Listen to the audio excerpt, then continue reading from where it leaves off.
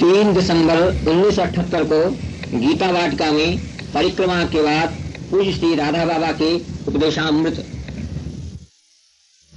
प्रश्न पूछने के लिए प्रश्न पूछते हैं तो उसमें तो मैं कोई लाभ नहीं समझता, क्योंकि वास्तव में शरीर की दृष्टि से मैं इतना अधिक लाचार हूँ कि मेरे सिर में भयंकर दर्द है, कंठ में भयंकर दर्द है, एंजाइना पे 24 रोगी हूँ मैं, पेट के पैंक्रियाज में बहुत दर्द है, डिफरेंस ऑफ स्पॉलन जो होता है उसमें बहुत अधिक दर्द है और रिक्टम में बहुत दर्द है।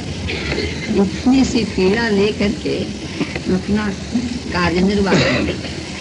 तो प्रश्नोत्तरी से मतलब विचार सूर्यकांत का ये था कि जो वास्तव में आपके जीवन की ऐसी समस्याएं हों, पारमार्थिक हो एक, और दूसरी उसका समाधान आप नहीं पाते। अब मैं पूछता हूँ, जिन सज्जन ने मुझे प्रश्न पूछा है कि भगवत प्रेम, कहते हैं कि भगवत प्रेम प्राप्त होने का मार्ग बतलाइए। इसका अर्थ है कि वो भगवत प्रेम क्या चीज होता है ये जानते तो नहीं। मैं जिस चीज को प्राप्त करने की उनकी इच्छा है उसके संबंध में उन्होंने सुना करके कुछ तो जाना होगा। क्या वे 2 पंक्तियों में बतला सकते हैं कि भगवत प्रेम का अर्थ उनके मन में क्या है?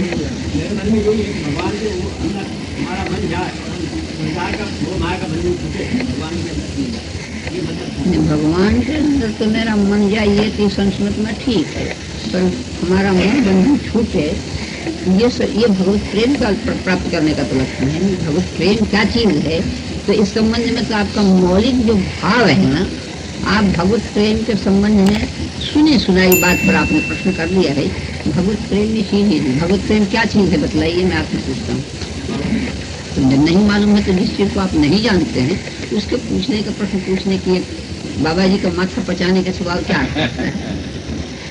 मैंने भगवत प्रेम अगर प्राप्त करना चाहते हैं तो कम से कम उसके संबंध में कोई धारणा तो आपको नहीं होनी चाहिए कि भगवत प्रेम ये वस्तु है, ये चीज है।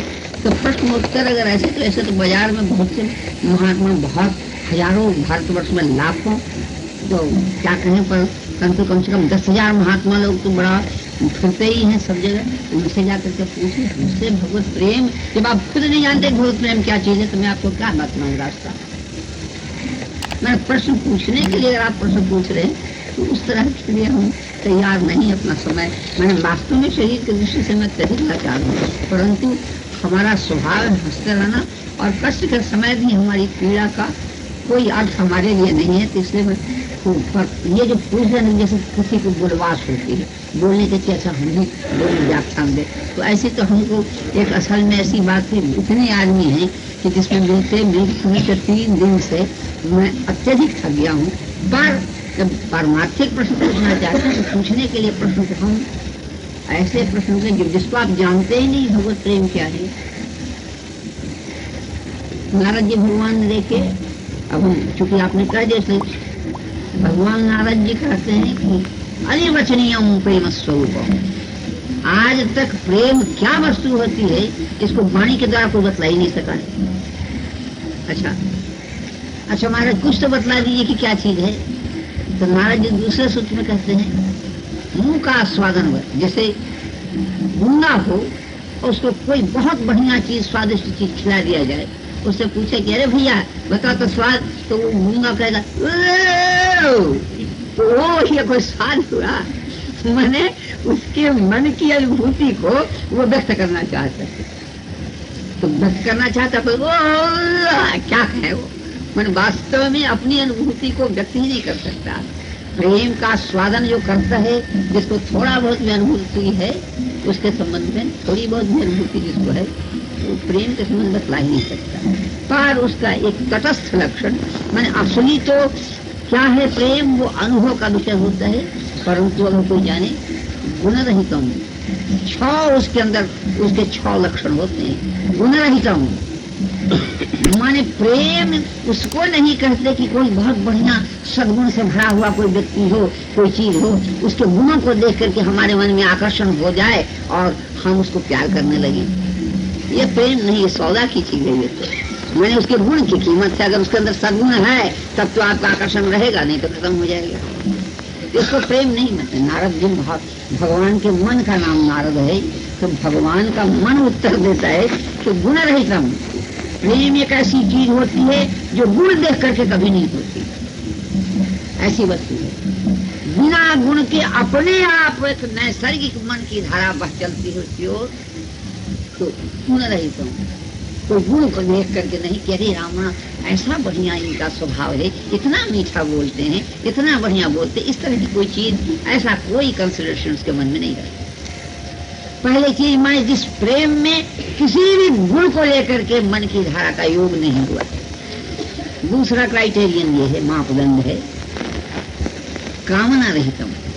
जिसके प्रति प्रेम किया जाता है उससे किसी भी कामना की पूर्ति की आशा नहीं होती। कोई हमारी कामना उसके प्रति नहीं रहती कि इससे हमारी ये कामना सिद्ध हो जाए, उसको प्रेम कर ही नहीं सकते। नारद जी महाराज नहीं करते, कामना रहितम।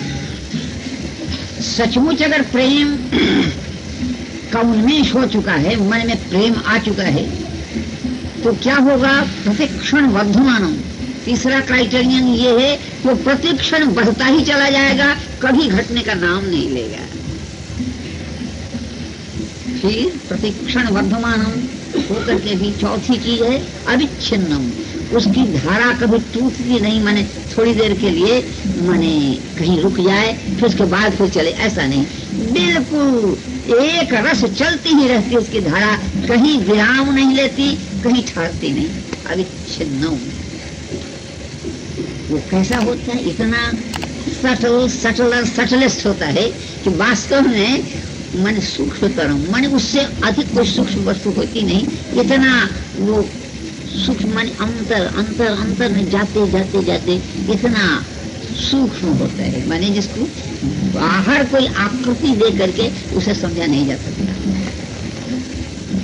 अनुभव रूपम गुण रहितम, कामनाक्षरहितम, प्रतिक्षण वर्तमानम, अविच्छिन्नम, सूक्ष्मतम और अनुभव रूपम। उसको केवल अनुभव किया जा सकता है, माने एक्सपीरियंस्ड, माने दैट कैन बी एक्सपीरियंस, माने उसको हम अनुभव कर सकते हैं। इस प्रेम को कोई वाणी से हम नहीं कर सकते। तो अगर ये 6 मापदंड पर जो प्रेम को एक ऐसा भाव, मामूली कहने के लिए कह सकते हैं कि किसी के प्रति प्रियता बुद्धि माने अच्छा लगने लगे, हमको उसको प्रेम करते हैं। परंतु वास्तव में अगर प्रेम शुद्ध है, बिल्कुल प्रेम जिसको कहा जाता है, तो ऐसी बात है उसमें 6 चीज रहेगी ही, तब तो वो प्रेम है, नहीं तो बाजारू चीज है, कोई आकर्षण है, अट्रैक्शन है। अट्रैक्शन तो किसी को बड़ा सुंदर देखा, प्रेम हो गया हमारा, ये प्रेम थोड़े है, ये तो इसकी सुंदरता की कीमत हम दे रहे हैं उसको, और हम अपने मन की किसी वासना के प्रवाह में बह करके हम प्रेम का नाम बदनाम करते हैं। और क्या है, प्रेम ऐसी चीज नहीं है महाराज कि जो बाजार में चलते हम लोग ये करते। तो महाराज आप नाराज तो होइएगा मत, परंतु हम आपको कहते हैं कि अधिकांश व्यक्ति, हम महाराज आज तो नहीं पर 1936 से पहले हम व्याख्यान देते थे खूब। अब पिन ड्रॉप साइलेंस में आप लोग तो बहुत कम से कम 1700 आदमी माइक न होने पर भी हमारी आवाज सुनते थे। परंतु एक महात्मा बड़े उच्च कोटि के थे, उन्होंने कहा बाबा जी एक बात आपसे कहूँ। कहिए महाराज। तो उन्होंने कहा कि देखिए आपकी वाणी में इतना अधिक आकर्षण है कि लोग उस पर लट्टू हो जाते हैं। तो कहीं आप आए हैं, एक बड़ा सुंदर बात, एक बड़ी सुंदर बात उन्होंने कही, आप आए हैं इस कार्य के लिए और कहीं चक्कर में फंस गए तो महाराज मामला जरा सा टेढ़ा हो जाएगा। तो हमने कहा कि क्या चाहते हैं, क्या बोले आप जो करिए, जो बात करिए, व्याख्यान देना छोड़ दीजिए। हम कहा अच्छा, तो मैं अंतिम व्याख्यान दे आता हूँ। कहीं कहा हुआ है, मैंने एक बाजार था, वहाँ के डीएम वगैरह सब आकर के इकट्ठे थे, 700-800 बल्कि हजारों आदमी।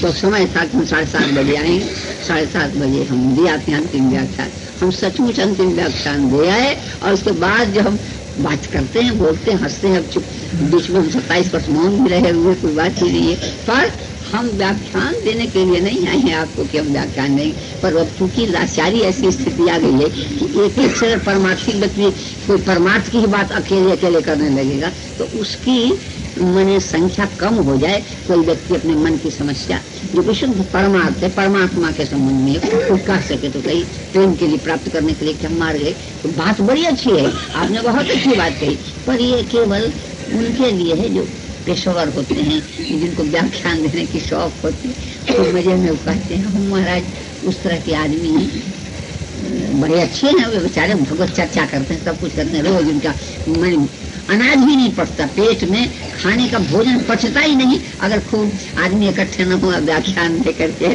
थोड़ा सा जय महाराज आज तो आपने कमाल कर दिया, ये सब सुने नहीं तब तक उनका पेट, तो हम ऐसी बात नहीं करते। नाराज तो होइएगा मत महाराज, हमारे मन में आया सो हमने कह दिया, प्रेम ऐसी ही चीज है, छो धरातल पर प्रेम होता है। और कोई पूछिए परमार्थ के संबंध में कोई बात कही करें है तो टूटा हुआ नजर आने का अर्थ है कि वो प्रेम नहीं है, एक आकर्षण है, किसी कारण से हो गया है, उससे सावधान होने में ही लाभ है। पर आपने बड़ा अच्छा किया, कम से कम साहस तो बटोर गए आप कुछ कहने के लिए।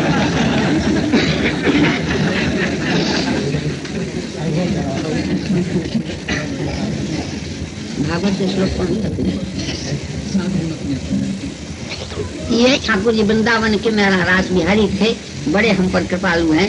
इनका कहना है, अभी थोड़ी देर पहले साथ कही थी तुमने वही बात है, इन्होंने कोई किसी ने हमने कही होगी कि वास्तव में जो परमार्थ के पथ में चलता है उसके अंदर 7 प्रकार की चीजें मन में रहती है, इसमें सब आ जाएगी, माने अच्छी बुरी सब, माने बुरी तो क्या है, माने उसके परमार्थ में चलने पर 7 चीज उसके अंदर रहती है। प्राय ये लागू कोई बिरला कोई हो, किससे अलग कोई वस्तु बतलावे तो हमारी धारणा है कि हम सोच समझ के इसी 7 के अंदर खतिया देंगे जो कि मैं कह रहा। भागवत समाप्त करने से पहले, भागवत बंद करने तो भागवत वक्ता महाराज सूत ही कहते हैं कि देखो अब स्मृति कृष्ण पदारविंदयो, भगवान को निरंतर स्मरण करने वाले के लिए 7 बात घट कर रह जाती है, मैंने 7 बात उसमें आए बिना नहीं रह सकती। भगवान को निरंतर याद रखने वाले के जीवन में ये 7 बातें आकर ही रहेंगी, माने उनके भीतर इनका प्रकाश होकर ही रहेगा। निरंतर चिंतन के प्रभाव से पहली बात क्या होगी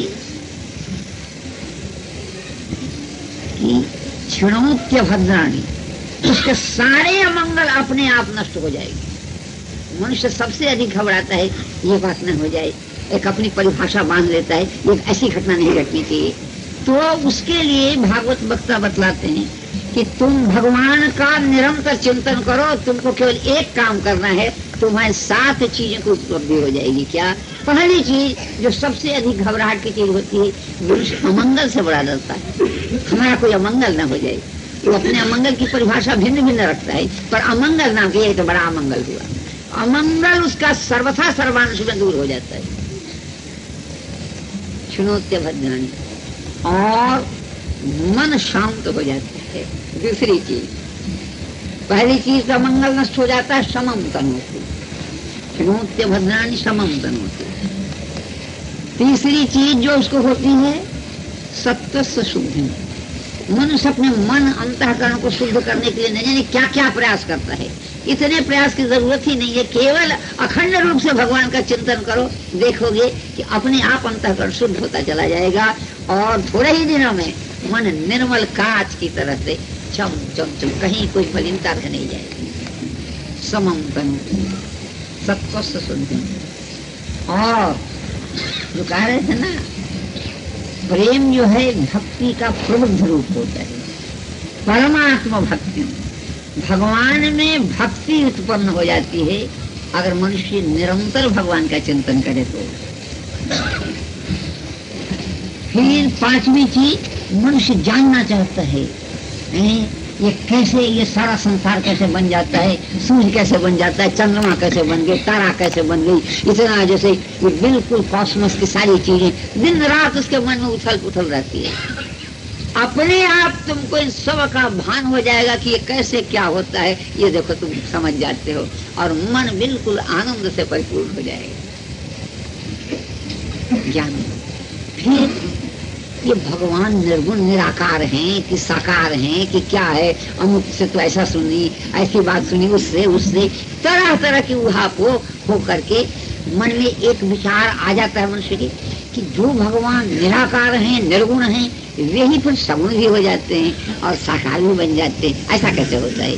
इसका भी रहस्य तुम पूरा पूरा समझ जाओगे। और ज्ञानम च विज्ञान, इसी को विज्ञान कहते हैं। ज्ञानम च विज्ञान विराग युक्तम, और अपने आप तुम्हारा मन संसार की सब ऊहापोहमयी परिस्थितियों से हट जाएगा। तुमको मन हटाना नहीं पड़ेगा, मन अपने आप छोड़ देगा। एक परमानंद महासमुद्र में जाकर के मन निमग्न हो जाएगा, डूब जाएगा। और कहाँ संसार गया, कहाँ क्या। एक महात्मा थे, हमने उनको देखा था, बड़ी कठिनाई से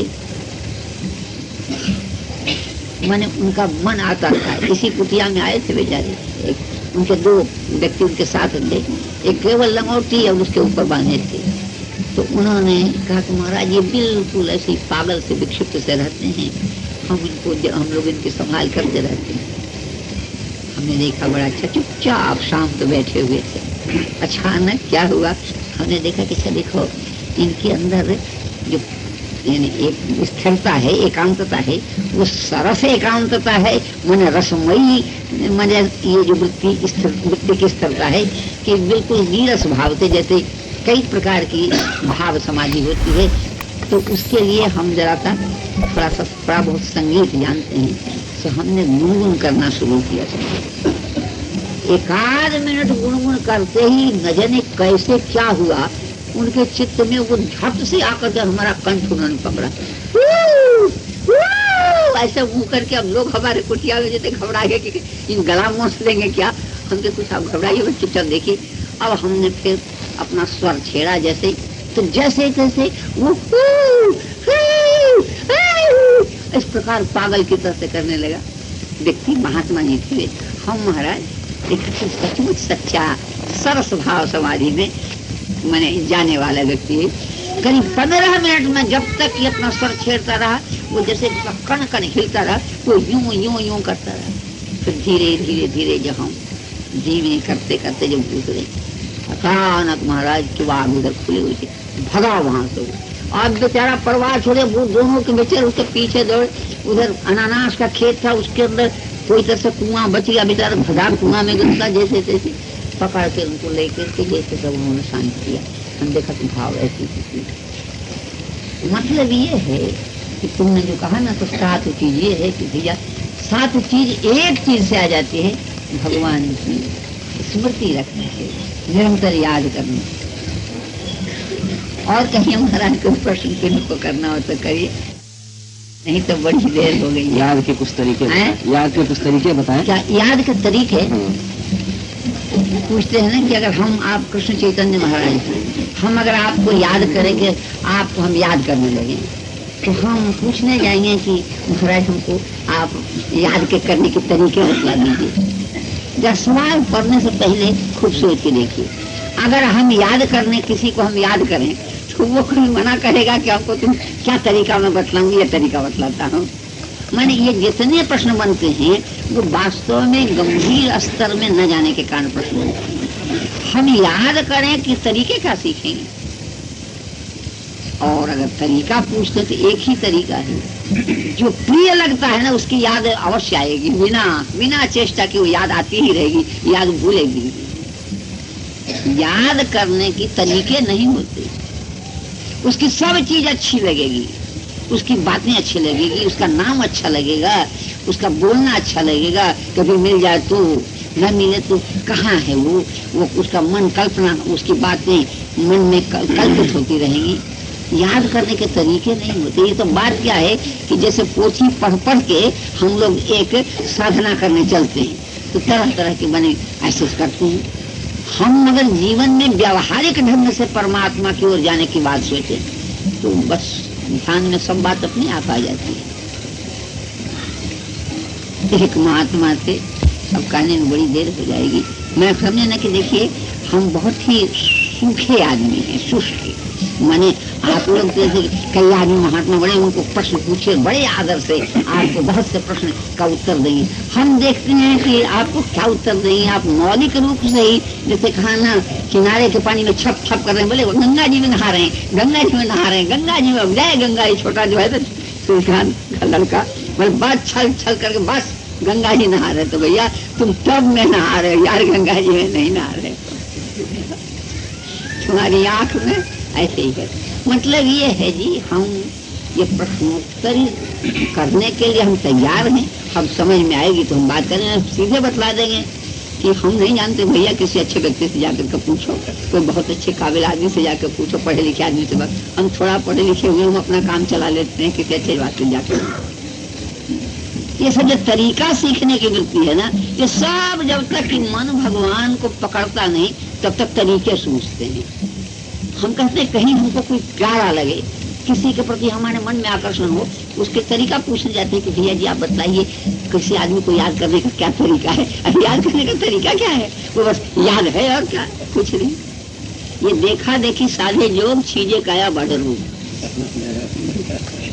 हम लोग जीवन में व्यावहारिक नहीं, सच्चाई भीतर बाहर अगर एक हो, मन ऐसा रहे, तो फिर प्रश्नोत्तरी का कोई अवकाश ही नहीं उठता। जयदयाल जुगन का बड़े अच्छे महात्मा थे, तो वो कहते थे, एक बड़ी सुंदर कहानी कहते थे कि कल्पित कहानी कहते थे कि एक जाट था, जाट होते हैं ना, तो वो एक मंदिर में, क्या बात है, शांति बनाए रखें। वो जाट था बेचारा, एक मंदिर में जा करके मैंने कोई नौकरी करता था, गाय आदि बैल आदि जो जानवर थे मंदिर में दूध देने वाली जो गायें थी उनकी सबकी सेवा करता था। तो उसको बहुत ज्यादा शौक थी। बजा कितना यार बताओ, 10 मिनट से अब ज्यादा हम 6-11 समय है। अच्छा 6-11-10। तो क्या हुआ, मंदिर जी के पुजारी जी से रोज जाके कहता है, हे दादा, ए दादा हमको कोई भगवान का मंत्र बतला दे, ए दादा मंत्र बतला दे। पुजारी जी बेचारे सुनते, ये जाट है, न पढ़ा है न लिखा है, ए दादा पुजारी जी का मंत्र बता दे बता दे बता दे दादा। रोज पुजारी सुनते। एक दिन पुजारी जी झल्लाहट में थे, किसी कारण से कूद हो गए थे। उसी समय से कहा, ए दादा हमको मंत्र बतला दे। उनको बड़ा बहुत गुस्सा आया, अच्छा मंत्र बतलाते हैं, सुन लो। मंत्र ये है भगवान का, भैंस का सिंह लपोड़ नाम, भैंस का सिंह लपोड़ नाम। वो बड़े ढंग से कहते थे, हम तो जल्दी जल्दी खा के 10 मिनट में कह देते हैं, भैंस का सिंह। अच्छा दादा हमको मंत्र तो मिलेगा यार, अब जरा ध्यान बतला दो भगवान का। तो बेचारे वहाँ पर एक भेड़ जा रहा था, भेड़ जिसका कम्बल बनता है ना, तो देखो इस भेड़ की तरफ से भगवान होते हैं। बोले दादा अब तो हमारा काम बन गया। ये सुन करके बेचारा चला गया, गुरु जी की सेवा हुआ करके जाके पेड़ के नीचे बैठ गया और करने लगा, भैंस का सिंह लपोड़ नाम, भैंस का सिंह लपोड़ नाम। और ध्यान करने लगा कि भेड़ का, भैंस का सिंह लपोड़ नाम, भैंस का सिंह लपोड़ नाम। अब भगवान तो बड़े ही विचित्र होते हैं, कहानी गढ़ी हुई है पर उसका अर्थ ले लेना चाहिए। तो भगवान द्वारका में भगवान कृष्णचंद्र जी बैठे थे। अचानक उनको भान हुआ कि मेरा कोई भक्त पुकार रहा है मुझे। तो उनकी पत्नी मैंने भगवान की महाशक्ति का नाम रुक्मिणी जी है, तो उनसे कहा कि देखो एक मेरा भक्त मुझे पुकार रहा है, मैं जाऊंगा। कितने दिन से पुकार है, बस आधे घंटा से पुकार रहा है, इतनी जल्दी आप कैसे प्रसन्न हो गए। बस कुछ ऐसी ही बात है कि मैं उसकी उपासना बिल्कुल सच्ची देख रहा हूँ, इसलिए मैं प्रसन्न हो गया हूँ। तो मैं भी चल सकती हूँ महाराज, चलो तुम्हारी इच्छा। तो गर्व का आसन पर बैठ करके मिनट भी नहीं लगते वे लोग वहाँ पहुँच गए। रुक्मिणी जी बड़ी सुंदरी, सौंदर्य की प्रतिमा, आदि शक्ति है, इसलिए कोई बात ही नहीं थी। आके उन्होंने देखा कि एक बेचारा जाट बैठा हुआ, भैंस का सिंह लपोड़ नाम, आंख बन के भैंस का सिंह लपोड़ नाम, भैंस का सिंह लपोड़ नाम, भैंस का सिंह लपोड़ नाम। उन्होंने कहा महाराज ये क्या कह रहा है, मुझे जाकर पूछो इससे कि क्या कह रहा है। तो रुक्मिणी ने जाके पूछा कि महाराज आप किसका नाम जप रहे हैं, किसका मंत्र जप रहे हैं, किसका नाम। उसने आंख खोल के देखा, देख बड़ी रूपवती स्त्री है। तो उसने देखा कि ये माया है, डाकिन आई है हमारे पास, वो भगवान की शक्ति, महाशक्ति आई है हमको गिराने, हमको जांच करने। फिर आंख बंद करनी, भैंस का सिंह लपोड़ना, भैंस का सिंह लपोड़ना। ये भैया तुम बतलाओ ना किसका कह रहे हो? बार बार पूछते पूछते उसको बहुत जोर से गुस्सा आ गया जाट को कि तंग कर रही थी। जैसे बड़े जोर से गुस्से में भर के उसने कहा, तेरे खसम का नाम। अब तो जी ने कहा कि भैया इसको पता तो है ये तेरे खसम का नाम कह रहा है। आई भगवान के पास महाराज, वो इतना तो कहा बोला कि तुम्हारे खसम का नाम है। तो मैंने कहा था ना, वो तो गुस्सा में कहा था। भगवान ने कहा अच्छा तो और जाकर के पूछो कि देखो कि उसके अंदर कोई ज्ञान है कि नहीं है, कि ऐसे ही कर रहा है। कहानी है, परंतु ये जीवन का बड़े महासिद्ध संत थे, उन्होंने कही थी। एक मतलब उनके मुंह से हमने सुना था, वही मैं कह दे रहा हूँ। तो बात क्या है, तो ऐसे ही करके फिर गई। महाराज ठीक है, आप मेरे खसम का नाम ले बताइए, वे आए तो थे यहाँ पर कहाँ है सर? उन्होंने भगवान ने कहा कि देखो मैं ये कुम्हार जो माटी खोदते हैं ना, उसमें मैं छिप जाता हूँ और तुम जाकर पूछो कि कहाँ है। तो वो बेचारा ने देखा कि ये डाकिन छोड़ नहीं रही हमारा, फिर आ गई हमको कह रहे। फिर आँख खोली उसे, ये फिर आके बंद कर ली। करते करते करीब 5-7 मिनट तक में महाराज वो आए तो थे, कहीं आप बतला दीजिए कहाँ है वे। तो उसको बड़े जोर से गुस्सा फिर आया। तो मारवाड़ी भाषा में गड्ढे को जहाँ मट्टी खोदते उसको खंडेरा कहते हैं। तो गुस्सा में जैसे कुछ कहने की तो वो कहाँ है, तो कोई कहता है गड्ढे में है जाओ। तो उसने कह दिया कि खंडेरे में है तेरा खसम, जाओ। अब तो उसको महाराज वो यही जानते है कि आप यहाँ छिपे हुए। बोले अभी तो और चलो क्या क्या देखते हैं, देखते हो चलो। आए भगवान, बड़ा सुंदर भगवान का रूप होता ही है। तो उन्होंने कहा कि ए भैया तुम मेरा नाम जप रहे थे, मंत्र जप रहे थे ना, तो मैं खुद देखने आया हूँ, तुमको दर्शन देने आया हूँ। आँख खोल के देखा, एक बड़ा सुंदर माने व्यक्ति है। तो देखा कि हमारे दादा ने उसके गुरु जी को बताया था कि भेड़ की तरफ से बड़ी जोर से 2-3 दफे पूछा, बोले चल चल तेरे जैसा भगवान बहुत देखा, भैंस का सिंह लपोड़ना, भैंस का सिंह लपोड़ना, भैंस का सिंह लपोड़ना। बहुत कहने के बाद फिर उसने कहा अरे भाई थक जाएगा, बस बड़े जोर से डांटा उसको। तो उन्होंने कहा कि देखो रुक्मिणी, अब हम भेड़ का रूप धारण करते हैं। तो भेड़ बन गए भगवान। और उससे कहा कि देखो देखो भैया मैं तुम्हें दर्शन देने से देखा कि ये भेड़ आएगी। तब उसने हाथ जोड़ के कहा महाराज आपने बड़ी दया की, ऐसे की सब तरह से करके। फिर भगवान ने क्या कर रहे हैं महाराज, क्या चाहते हैं आप? प्रश्न पूरा है, एक मिनट ठहरी सिंह लपोड़ नाम कर रहे थे।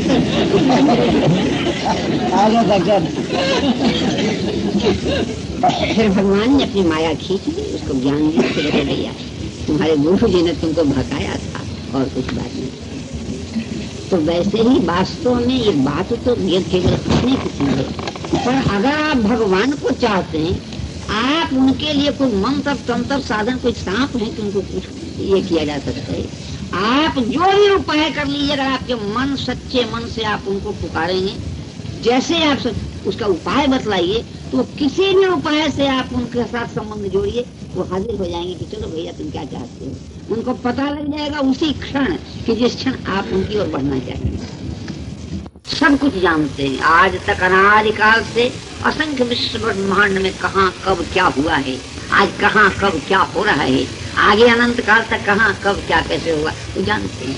तो आपके मन में एक कण भी सद्भाव आने पर, भगवान के प्रति आकर्षण होने पर वो जान जाएंगे, उपाय मिल जाएगा। कहिए महाराज आप क्या पूछते हैं, बोले वहीं बैठे बैठे पूछिए ना।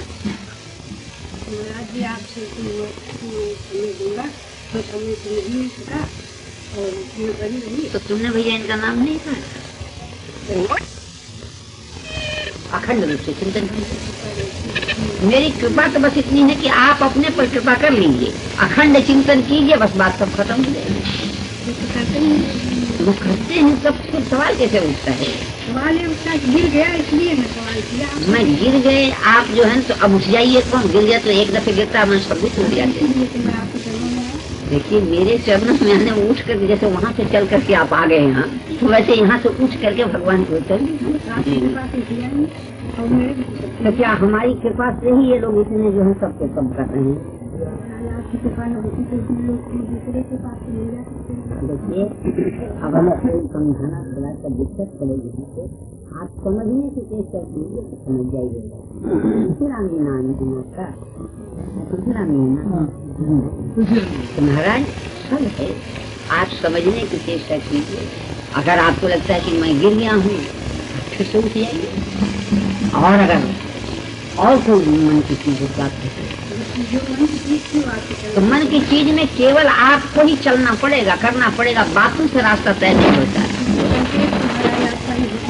देखिए संकेत महाराज, मैं आपको कहना हूँ ना कि आप समझने की चेष्टा कीजिएगा तुलसीराम जी, तो सब समझ जाइएगा। और नहीं तो बस अब मैं तो जा रहा हूँ विश्राम।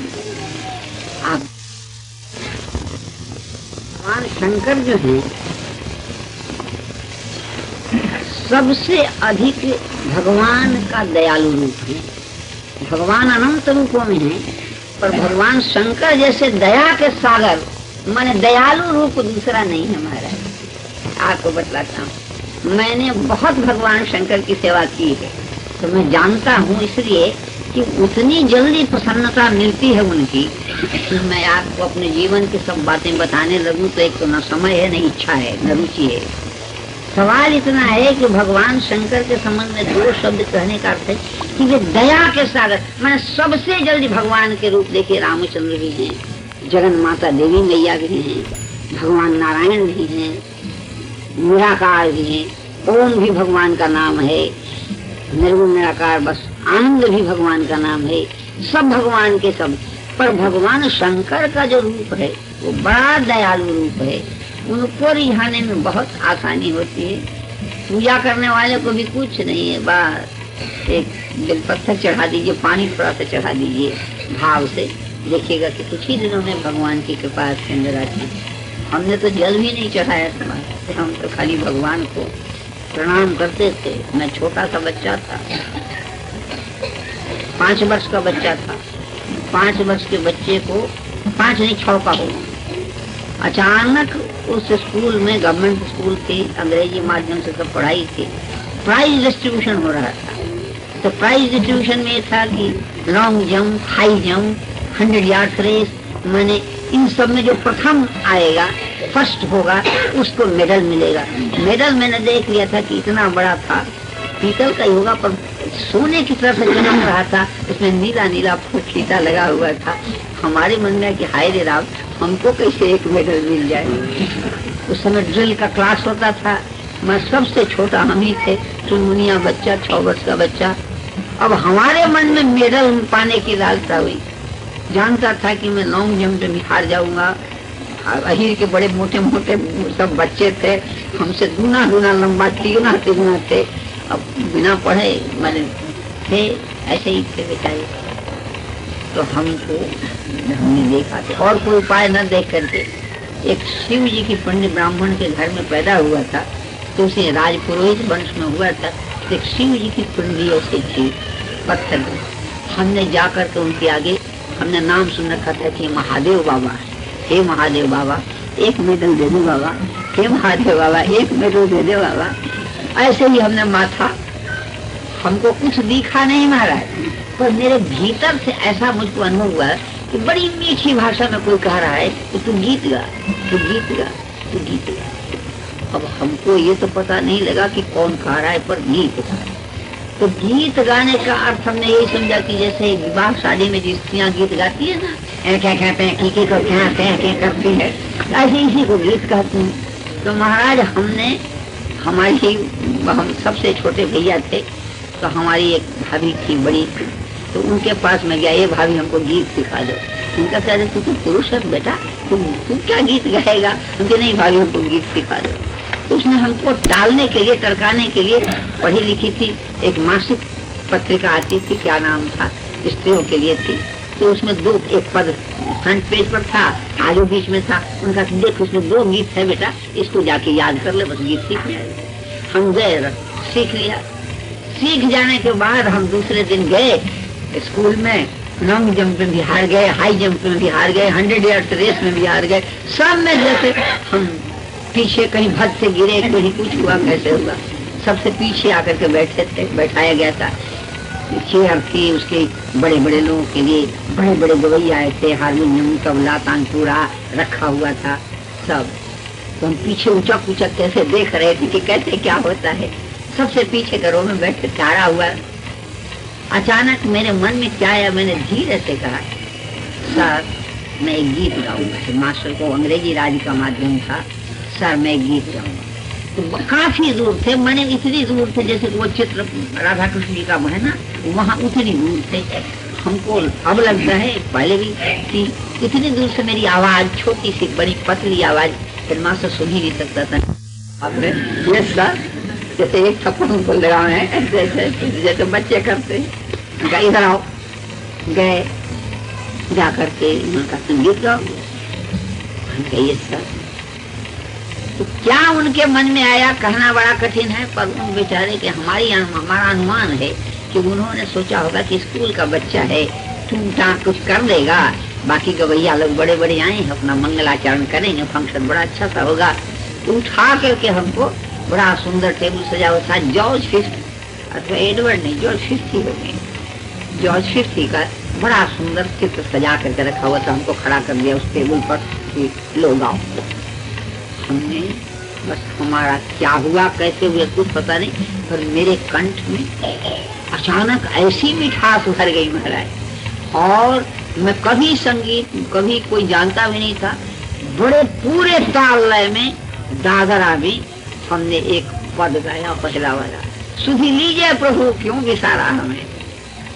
हमको 2-3 लाइन याद है जो कह रहा, अगम अगाध नदी तृष्णा की है, सूझे न इनका किनारा हमें, सुधी लीजिए प्रभु क्यों विसारा हमें, परम पिता तुम पुत्र नाथ में। इतनी याद है महाराज, और आगे की याद नहीं है।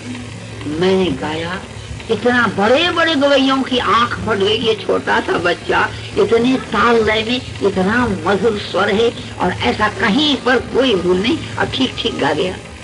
फिर मास्टर ने पूछा, बेटा और कोई जानते हो गीत? हमको सर एक गीत और जानते हैं। उसने कहा और गाओ। तो मैंने गाया। गाने के बाद उसकी आंख से आंसू भरा हेडमास्टर के, नित्यानंद पांडे के। उसने अपनी आंख पोंछ करके रुमाल से, और उसने कहा, इस बच्चे को संगीत का प्रथम पुरस्कार फंक्शन आरंभ होने से पहले ही मैं दे देता हूँ। और सब टिफिन ले करके और उसने हमारे कमीज में बांध दिया।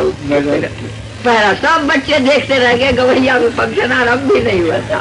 हमको मेडल मिल गया और सबसे आगे बैठा दिया गया, तो बैठ गए। अब हम भागने के फिर कि चलो भैया तो देखिए, शंकर भगवान की बात आपने 2 शब्द कहा था ना, कम से कम सैकड़ों शब्द मैंने कह दिया कि भगवान शंकर की सबसे पहले कृपा मैंने देखी ये, और उसके बाद जैसी जैसी कृपा देखी है मैंने, उसको मैं कहूंगा नहीं महाराज। अगर आप शंकर भगवान की उपासना करते हो तो बड़े विश्वास के साथ करते जाइए, देखिएगा जीवन सफल होते देर नहीं लगेगी। हो गया। 4 दिसंबर 1978 को गीता वाटिका में परिक्रमा के बाद पूज्य श्री राधा बाबा के उपदेशामृत। हमारे भगवान आपको गीता नहीं कहते। देखिए, आप लोग के प्रत्येक के जीवन में ऐसी घटनाएं आती होंगी जिसमें आप लोग असहाय हो जाते हो। मैंने कोई बुद्धि काम नहीं करती होगी कि अब क्या करें। शरीर की दृष्टि से लाचार हो जाते होंगे, कभी सब पड़े हैं बिस्तर में, कोई पूछने वाला बड़ी देर से आता है, कैसे करें क्या करें। मैंने कभी न कभी जीवन में प्रत्येक की ऐसी घटनाएं आती ही हैं, अपने ही कर्म के फल के विधान स्वरूप आते हैं, पर कि मनुष्य असहाय लाचार सा अनुभव करता है। पर अगर वास्तव में आस्तिक पुरुष है, अगर उसके जीवन में भगवान की सत्ता पर विश्वास है, तो स्वप्न में भी उसको कोई निराशा या घबराहट शुरू नहीं होती। आप विश्वास करें अथवा मन न करें, पर जीवन भर का हमारा 63 वर्ष का अनुभव है। 63 वर्ष में ठीक ठीक समझदार होकर के मैंने अनुभव किया है कि भगवान सबके समान भाव से सहायता, सबकी सहायता, सबके ऊपर अपनी कृपा का वर्षा करने के लिए तैयार खड़े रहते हैं, बाट देखते रहते हैं कि कभी अगर हमारी ओर देखेगा तो मैं इसको निहाल करूंगा। आप विश्वास कर सकें तो कर लीजिए। जगत में ऐसी कोई परिस्थिति आपके जीवन में नहीं आएगी कि जहां आप भगवान की ओर देखें और आपको निराशा मिले। आपको निराशा इसीलिए मिलती है कि आपका मन दो तरफ बटा रहता है। मन ही मन आप अपने को आस्तिक भी कहते हैं और मन में ऐसा भाव बना रहता। आखिर भगवान करेंगे तो किसी के द्वारा ही करेंगे ना, सहायता तो किसी। तो क्या भगवान लंगड़े लूले हैं उनके अंदर? देखो बेटिया, तुम लोग स्थिरता से बैठो तब तो हम कुछ कहें नहीं तो चले और क्या कहें। माने भगवान के ऊपर जो आस्था रखने वाले प्राणी हैं उनके मन में सबसे अधिक घोर नास्तिकता की वृत्ति आती है। आखिर भगवान करेंगे तो किसी के द्वारा ही करेंगे। तो क्या भगवान नगड़े लूले हैं? उनके हाथ पैर नहीं है क्या? वे खुद नहीं जानते, खुद चल करके नहीं आ सकते क्या? जहाँ सच्ची निष्ठा होती है, जहाँ भगवान पर सच्चा विश्वास होता है, भगवान उसका काम स्वयं करते हैं। ऐसी कोई बड़ी बात नहीं है कि आप सबों के प्रत्येक के जीवन में ऐसी घटना नहीं हो सकती और भगवान को आप बुलावें और भगवान नहीं आवे, ऐसा नहीं हो सकता। आपका मन ही दरिद्र है। आप विश्वास नहीं कर सकते कि स्वयं भगवान आकर आपकी संपूर्ण विपत्तियों का बोझा अपने ऊपर लेकर आपको निश्चिंत कर दें। आप हंसते हुए बस जैसे फूल की तरफ से आपकी हंसी दिन रात बढ़ती है।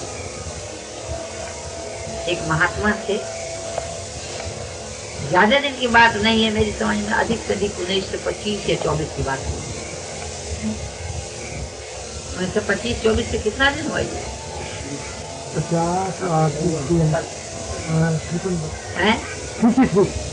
50-60 वर्ष पहले की बात है। 8-10 बड़े अच्छे महात्मा बद्री नारायण की यात्रा में जा रहे थे। सच्ची घटना है, तो गढ़ करके नहीं कह रहा हूँ। बद्री नारायण की यात्रा में जा रहे थे, अचानक एक महात्मा को टट्टी लगने लगी बड़ी जोर से। सब महात्मा रुक गए कि भैया इनको छोड़ के बद्री नारायण कैसे जाए। तो एक दिन तो रुक गए, महात्मा की हालत सुधरी नहीं। उन्होंने कहा देखिए, मेरे कारण आप सब लोग भगवान बद्री नारायण के दर्शन से वंचित हो जाएं, ये हमारे लिए बड़े दुख की बात है। चिल्लू भर डूब करके मरने की बात है। आप लोग चले जाइए, भगवान तो है ही, मेरे साथ हैं। जब अवस्था कुछ ठीक होगी तो मैं चलाऊंगा पीछे पीछे, रास्ता पूछते पूछते, कोई बात नहीं।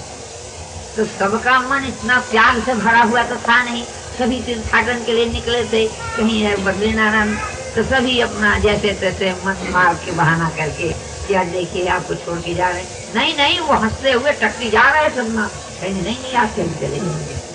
सबके सब चले गए, अकेला बेचारा महात्मा रास्ता से उतर करके। कोई ज्यादा दूर की बात नहीं, ऋषिकेश से कुछ ऊपर 2-3 चट्टी के बाद की घटना। जंगल में पेड़ के नीचे बैठ गया, बारंबार टट्टी के लिए जाता, न जाने कहाँ से क्या व्यवस्था हो गई। एक आदमी कुछ पानी दे गया, जिसे टट्टी धोने की व्यवस्था हो गई। जाते टट्टी से हट जाते, पानी से धो लेते, हाथ मट्टी में रगड़ देते। टट्टी लगते लगते लगते दिन भर में करीब 50 टट्टी लगी। कमजोरी आई गई थी, पड़े रहते और पेड़ के नीचे। घोर वनस्थल था पहाड़ का देश। संध्या हो गई, अंधेरा हो गया। महात्मा निर्भय, जो होना होगा प्रभु की इच्छा से। अगर जंगली जानवर कोई आके खा जाएगा, सियार पहुंच लेगा। अचानक एक बूढ़ा आदमी आया। आज उसने कहा, बाबा जी आपको टट्टी लग रही है, मैं दिन भर देख रहा था कि आप बार बार पानी लेकर जो है पड़ा हुआ उसको लेके जाते। अब क्या पता वही बूढ़ा आदमी दे गया हो पानी, तो कुछ ठिकाना नहीं। पर वो जैसे हाँ भैया टट्टी लग रही है, तो देखिए मैं आपके लिए दही और भात लेकर के आया हूँ और थोड़ी दवा भी ले आया हूँ। आप खा लीजिए दवा और दही भात खा लीजिए। देखो भैया, अचानक अजाचित वृत्ति से दही भात आ गया है और दवा भी आ गई, खा लिया। अब सो गए, नींद आ गई, बड़े गंभीर निद्रा में सो गए। ना कोई जानवर आया, ना कोई पशु आया, कुछ नहीं, सो गए महात्मा जी। दूसरे दिन प्रातः काल उठे, कुछ हालत ठीक लगी, पर अभी पतली गाढ़ी नहीं हुई थी। फिर दूसरे दिन भी सांझ के समय वही बूढ़ा आदमी आया और आकर के उसने कहा, बाबा जी दवा दही भात फिर ले आया। फिर दही भात खा गए, दवा भी ले ली।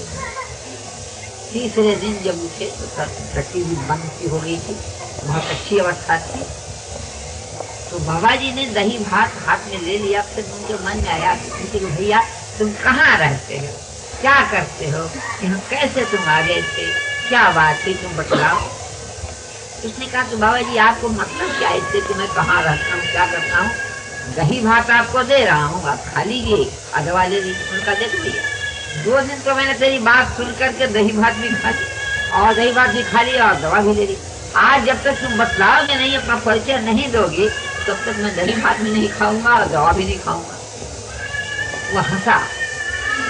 हंसने के बाद अचानक महात्मा जी को अनुभव हुआ कि जैसे वहाँ दिन अंधेरी रात थी, दिन हो गया आया हो, इतना प्रकाश फैल गया और सामने उस दही के स्थान पर शंख चक्र गदा पद्मधारी भगवान नारायण प्रकट हो गए। वो दंडवत प्रणाम करके लेट गया कि प्रभु आपकी जय हो। राम राम, आप ऐसी सवारी करते हैं। दीनबंधु कहते उसकी आंखों से झंझर आंसू, कंठ रुद्ध हो गया और चरणों के पास लौटा हुआ। तो प्रभु आप ऐसी सवारी करते हैं। तो भगवान ने उनको इतना सा ही कहा था कि देखो, जहाँ कोई आदमी होता है वहां तो मैं उसमें प्रेरणा कर देता हूँ कि अमुक अमुक व्यवस्था जाके कर दो। उसके मन में आता है कि कोई ऐसे घूमते फिरते आएगा, तो उसके मन में जो चीज देने की मेरी इच्छा होगी, प्रेरणा जागरूक हो जाएगी। पर जहाँ कोई नहीं मनुष्य होता, वहाँ मैं स्वयं आ जाता और उसकी संभाल करता हूँ।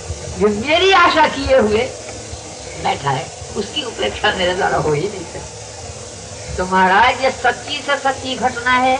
आज के जमाने में भी ऐसे व्यक्ति हैं, पर वे लोग आपके पास नहीं आएंगे। वे जहाँ उनको ठीक मन की चीज मिलेगी वहीं आते हैं और अपनी बातें कह जाते हैं।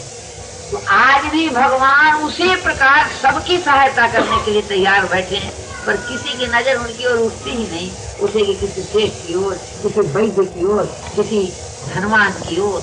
तो भगवान भी देखते हैं कि ठीक है, अपनी चेष्टा तुम कर लो, जब हमारी ओर देखोगे तो हम तो तैयार बैठे। तो बस मैं यही कह रहा हूँ कि जीवन में सब कुछ हो गया, आप बहुत बड़े आदमी बन गए, सब सर्वथा व्यर्थ चला गया अगर आपका भगवान से संबंध स्थापित नहीं हुआ, अगर आप भगवान से नहीं जुड़ सके। आपके पास करोड़ों रुपए हो सकते हैं, पर उन करोड़ों ठीकरों से आप ये गारंटी नहीं दे सकते कि आपका मन अंतिम समय भगवान का चिंतन कर लेगा। और अगर अंतिम समय भगवान का चिंतन न होकर के कोई संसार का चिंतन हुआ, तो यही किसी के बेटा बेटी के रूप में, पशु अथवा पक्षी के बेटा बेटी अंडा के रूप में आ जाइएगा, फिर संसार नया बच जाएगा। तो हमारी तो प्रार्थना प्रभु, अगर आप लोग मान सके सब करते रहिए, पर मानिए मन जीवन का झुकता बना लीजिए भगवान को। प्रभु से मिल करके रहना, इसी जीवन में मिल लूंगा, चाहे कितनी भी कीमत, कैसी भी कीमत देनी पड़े। अगर हो गया तो बस जीवन सफल हो ही जाएगा, और नहीं तो भगवान आप सबों का मंगल करें। हम तो विदा होने में ज्यादा देर नहीं है, 1-2 दिन रहा है और मैं जा ही रहा हूँ। पर रोम रोम का प्यार, रोम रोम का सद्भाव दे करके जा रहा हूँ। आप लोग ले सके तो ले लीजिए, और क्या करें। आज इतना अधिक थका हूँ, इतना बोलने की भी शक्ति आ गई भगवान ने दे दी, पर गला बिल्कुल काम नहीं करता है। बस इतना ही कहते अब मैं जा रहा हूँ, अब विश्राम करूंगा। 2 दिसंबर 1978 को प्रातःकाल गीता वाटिका में स्वामी श्री कृष्ण प्रेम जी तथा जयपुर के कतिपय भाई बहनों से पूज्य श्री राधा बाबा की बातचीत। के अतिरिक्त जो आप देख रहे हैं वही किसी भी नहीं। आप खाली दिखते हैं, आप जो आकाश से चंद्रमासी कार्य कितनी चीजें, पर अगर आप विश्वास कर सके, मेरे रोए रोए की अनुभूति बतला रहा हूँ कि अगर आप बाबा किसको आप बतला रहे हैं, मैं भगवान को बतला रहा हूँ, तो हो रहा ना कि देखिए प्रभु, अगर आपको कोई दुख नहीं है, सब आप अपने आप को ही देखते हैं, तो कुछ कहना ही नहीं। पर अगर आप जानिए तो जगत में मेरी आंख में तो बिल्कुल नहीं है, केवल होगा, पर आप नहीं आए तो क्या मिलना है। तो मैं क्या कहूँ आपको, जैसे पागल आदमी सोचे तो मैं ठीक कहूँ, आपकी बात ही आपको कहेंगे।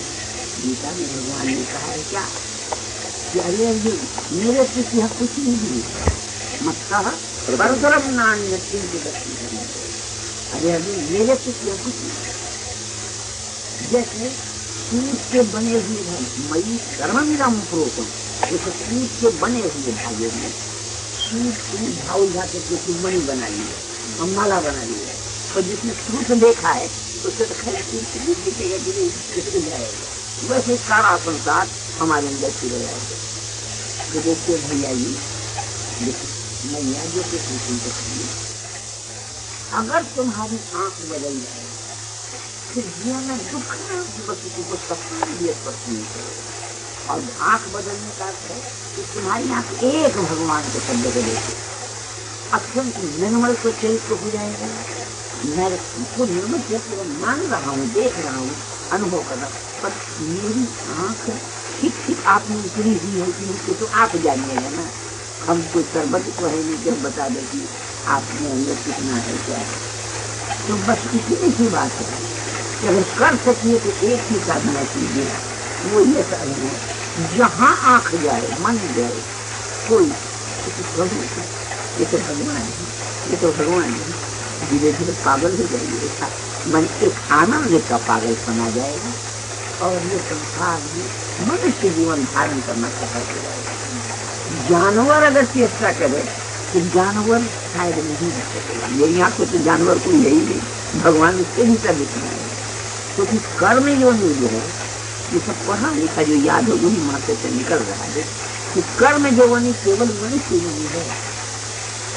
मनुष्य चाहे तो कर सकता है, परंतु बाकी मनुष्य के अतिरिक्त सब भोग योगी है।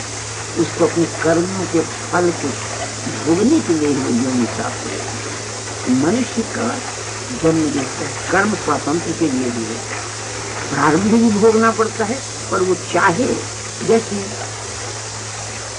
एक आग पिता एक चिंगारी, तो चिंगारी में ऐसी शक्ति भगवान ने दे रखी है कि अगर ये चिंगारी चाहे तो समूचे गोरखपुर में एक ही चिंगारी ऐसी आग लगा सकते तो सब जैसे गोरखपुर खाक हो जाए। सबसे श्रीमद् भागवत कहता है कि 15 दोष उसके अंदर उत्पन्न होते हैं। श्रेयार्थी दूध सकते हैं, जो परमात्मा को प्राप्त करना चाहते हैं उसको दूध की नमक खा के नहीं करते।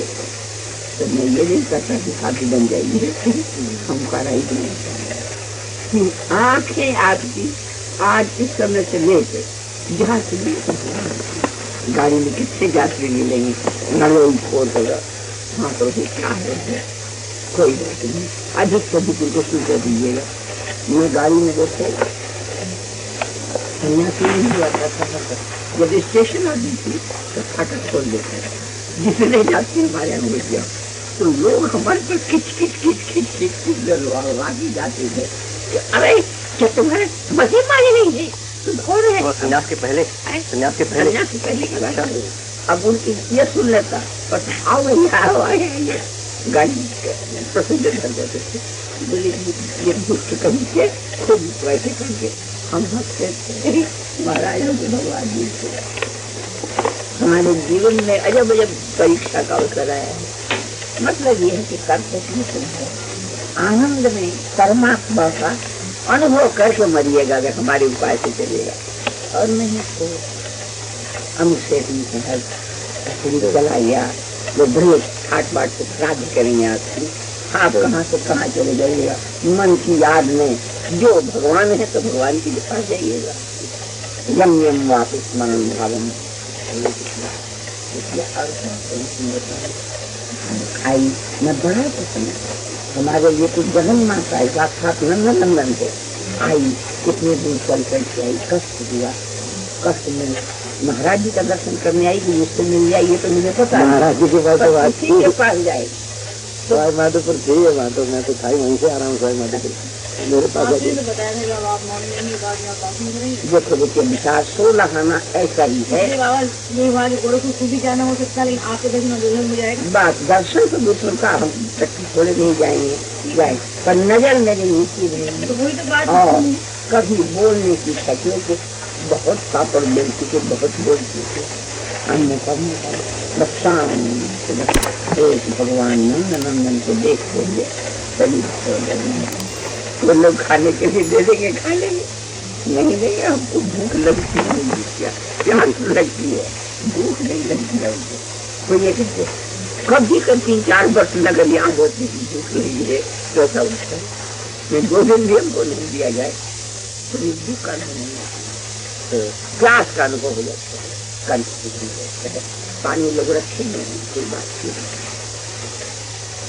काम कुछ रखेंगे, चुपचाप उनको देख सके, सभी कुछ नहीं जाने। कोई फालतू बात तो हमने कही नहीं अपनी जान जीवन बन जाए पर ऐसी लाडली बेटी बड़ा निर्मल पवित्र ये है तो जगन माता भगवान साक्षात है, साक्षात भगवान है। तो क्या कहूँ मैं बोल जब मिलने आई अभी मुझे काम करना है। मैंने करीब 8 वर्ष की दाम मैंने सब चीजें यहीं पे रखी थी, उन सबको मैं फाड़ जाना चाहता हूँ। तो कुछ लोग मेरे बाद तो कुछ रहा नहीं, तो मैं इसीलिए यहाँ से जाकर सीधे मैं अपने प्रोफेसरों को कहा है कि पूरा सहायता कर देंगे, बतलाते जाइए। हाँ तो हमको रात में भूखेगा भी नहीं तो क्या करे। तो मैं पहले ये टॉपिक है बाबा जी, हर लीजिए अगर कोई बहुत जरूरी हो तो रख लीजिए तो खोलेंगे देख लेंगे। इसलिए सबको मैं यहीं से प्रणाम करके उधर आगे कोई जाए नहीं तो भीड़ में ही कम से कम आधा घंटा लग जाएगा। अभी हमको मैया से मिलने जाना है, 1 घंटा वहाँ भी लग जाएगा। और इसलिए यहाँ बस सब घर भर करके 11 बजे 11:30 बजे तक बिल्कुल शांति में सबको हाथ जोड़ करके मैं समाज जाना चाहिए। सबको गुस्सा आप लोग जैसे आए हैं बोले कि सब कुछ खाएं पिए हो जाएगा। तो बस इतना करके अब मैं जा रहा हूँ अनंत मन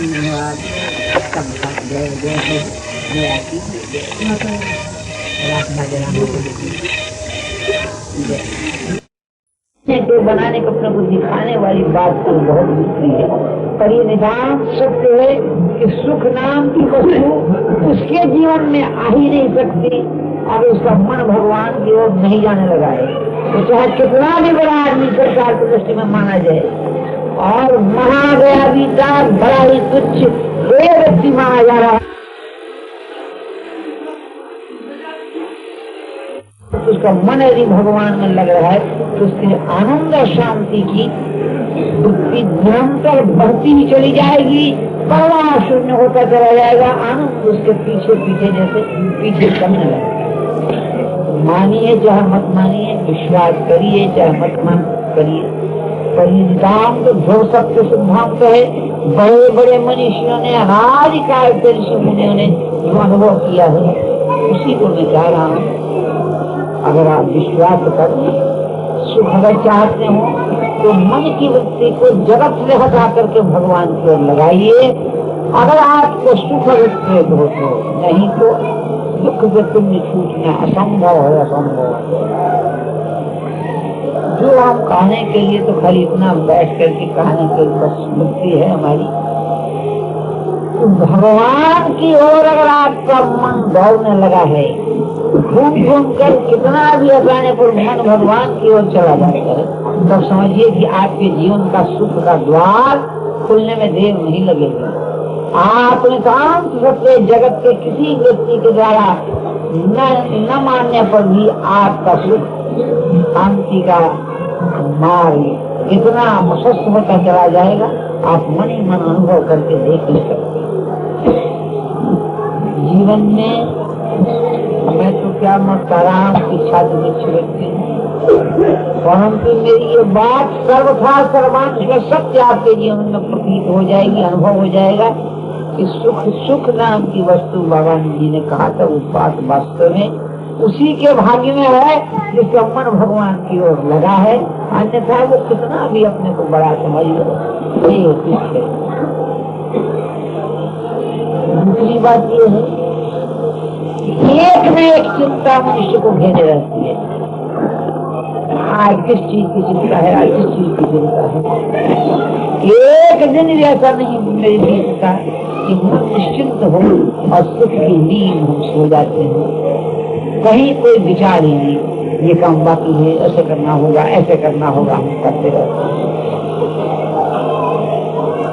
परंतु आप करके देखिए, अभ्यास कीजिए, 15 मिनट 20 मिनट आध घंटा करने लगिए, मन एकाग्र जहाँ होने लगा, ऐसी शांति जो जीवन में कभी नहीं मिली आपको मिलने लगेगा और प्रकाश का द्वार खुलने लगेगा।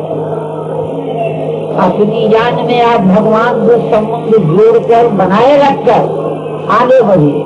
जो काम करिए उसमें भगवान को सम्मिलित रखिए, तो क्या होगा, आपकी जितनी ऊहापोह की वृत्ति है सब समाप्त होने लगेगी और आप बहुत जल्दी सुख शांति के मार्ग पर अवस्थित कर दिए जाएंगे और आपका सुख और शांति का मार्ग इतना बड़ा दिखने लगेगा आपको कि अब कुछ बाकी नहीं रह गया।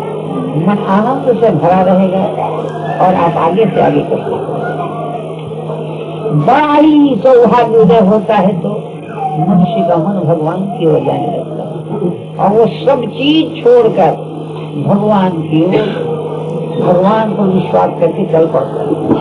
आगे प्रत्यक्ष अनुभव हो जाता है, जगत में दुखदान की वस्तु असल में कोई नहीं है। मेरे मन की मूर्खता थी, मेरे मन का पागलपन था, मेरी मन की मान्यता थी, दुखदान की कोई वस्तु है नहीं। और देखिए, अगर विपत्तियों के जाल से भी आप छूटना चाहते हैं, मन में एक विचित्रता लगी रहती, कुछ न कुछ गड़बड़ आज है, ऐसी ऐसी ऐसी ऐसी, तो सबकी एक ही दवा है, अधिक से अधिक देर तक आप भगवान का चिंतन करते रहिए। परिणाम यह हुआ कि चिंतन के प्रभाव से आपका सारा कष्ट अपने विचित्र ढंग से जैसे फटता चला जाएगा, बादल जैसे फटते चले जाएंगे, प्रकाश आगे बढ़ता चला जाएगा। हमको कोई खास बात करनी नहीं, हमको ऐसे ही लोग कहने से भैया थोड़ी देर बाबा जी आप बैठ जाइएगा बस तक, तो मैं भी देख रहा हूँ है जो समय कट जाएगा। तो मैं आपको कह रहा हूँ कि ऐसी कोई भी विपत्ति हो आप करके देख सकते हैं। जहाँ आप भगवान का चिंतन आरंभ करेंगे तत्क्षण मार्ग मिल जाएगा, आपके कष्ट की निवृत्ति हो जाएगी। देखिए, जीवन में मुझे 3 बार मृत्यु का सामना करना पड़ा है और ऐसे विचित्र ढंग से करना पड़ा है कि जिसमें सामने जैसे मौत मुंह बाए खड़ी थी, पर कैसी विचित्र घटनाएं हो जाती हैं और जाता है केवल भगवान के चिंतन करते। और तो हमको भय भी नहीं लगता, कुछ भी भय नाम की वस्तु हमारे लिए है। मस्ती का एक बड़ा पवित्र जीवन में बिता रहा हूँ और क्या कहूँ और क्या नहीं कहूँ, परंतु 3-4 बार ऐसी घटनाएं मेरे जीवन में आई हैं, ये सामने मृत्यु खड़ी है और 2 मिनट 3 मिनट के बाद जाना है विदा, पर मेरा मन उतना ही शांत बना रहा, तनिक भी भय या दुख की छाया मुझे नहीं आ सकी। और फिर देखता हूँ आगे सब कुछ शांति का मार्ग पहले से तैयार। अचानक ही देखिए, और तो कोई बहुत पढ़ने लिखने की जरूरत नहीं है, कोई ऐसी देखिए 1934 का भूकंप, 1934 में जो लोग 1934 में था कि 35 में 34 के भूकंप की बात है। कलकत्ते में मैं छत पर खड़ा था, छत लगे यो नाच रहा था उसका, तो मैंने देखा कि बात नहीं कहाँ से दिन खसकेगा और थोड़ी देर तक कोई नहीं। ऐसी घटनाएं हुई थी महाराज कि मैं आपको क्या बताऊं, मैं कुछ बना करके नहीं कह रहा हूँ, ऐसी ऐसी घटनाएं हमारे सामने आई कि राम राम, और भगवान का चमत्कार भी प्रत्यक्ष देखने में आया था, सुनने को मिला था। गांधी जी उस समय पटना में शिविर बना करके काफी दिन रहे थे। जो भी हो, तो मृत्यु की भी घटनाएं ऐसी ऐसी चीजों को क्षण में रक्षा करने वाला साधक था और उनकी रक्षा हो गई। मुजफ्फरपुर के पंडित बिहारी जी मिश्र उनका नाम था, ब्राह्मण से, बड़े पैसे वाले थे। क्या हुआ, अपने घर से बाहर गए तो पति पत्नी दोनों चले गए, तो बड़ा आलिशान पक्का मकान था। उनकी लड़की जो थी भगवान श्री कृष्ण की बड़ी भक्तिमती थी, बेचारी चौथे तल्ले में या तीसरे तल्ले में ये कर भगवान की उपासना करती थी। 15-16 साल की रहती थी। क्या हुआ कि जब धरती नाचने लगी हो तो बेचारी घबरा गई। अब घबरा करके वो और तो कुछ उठा नहीं सकी, अपने ठाकुर जी श्री कृष्ण की जो मूर्ति थी उसको उठा करके उसने छाती से चिपका लिया और बड़ी तेजी से पहले तल्ले दूसरे तल्ले दूसरे तल्ले में पहले तल्ले में आई। पहले तल्ले से जब वो आंगन में आ गई निकलने जाकर तो सारा मकान उसी भूकंप में उसके ऊपर आकर के गिर गया और उसको भीतर पर अलग विचित्र ढंग से उसकी जैसे एक शीला बड़ा बड़ा ऐसे करके उसके ऊपर आ गया, चाहे इधर बाएं लगे और उस बेचारी को लगा कि उसका दम घुटने लगा, हवा बिल्कुल नहीं थी। तब उसने विचित्र पट्टे जो भगवान से उसको याद किया है ना, ऐसे करके पुकारा। तुरंत एक छोटा सा बालक 9-10 वर्ष का बालक हंसता हुआ उसके सामने खड़ा हो गया और बालक उससे बोला कि तुम घबरा मत, 3 दिन के बाद तुम्हारे माँ बाप सब ये हटा करके तुमको बाहर जी निकाल लेंगे। और खड़ा हंसता रहा सामने। तो उसके मन में कोई दुख नहीं रहा। सांस की जो कष्ट, सांस की जो पीड़ा हो रही थी वो पीड़ा भी मिट गई और वो बेचारी बड़े मजे में पड़ी उसके भीतर गई।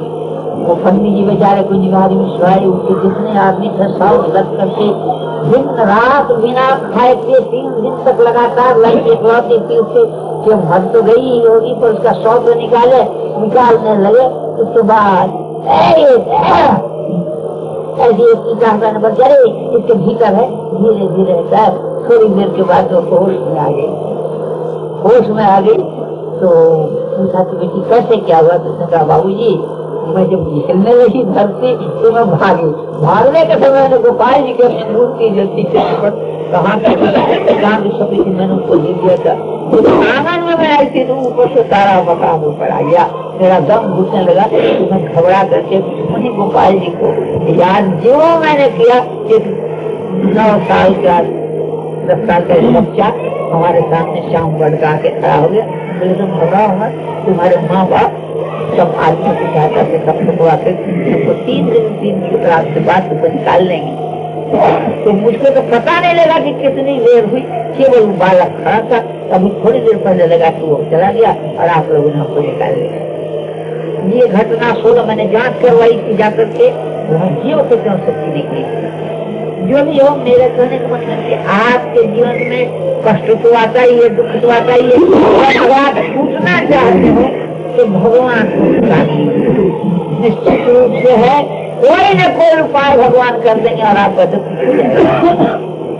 काम करिए।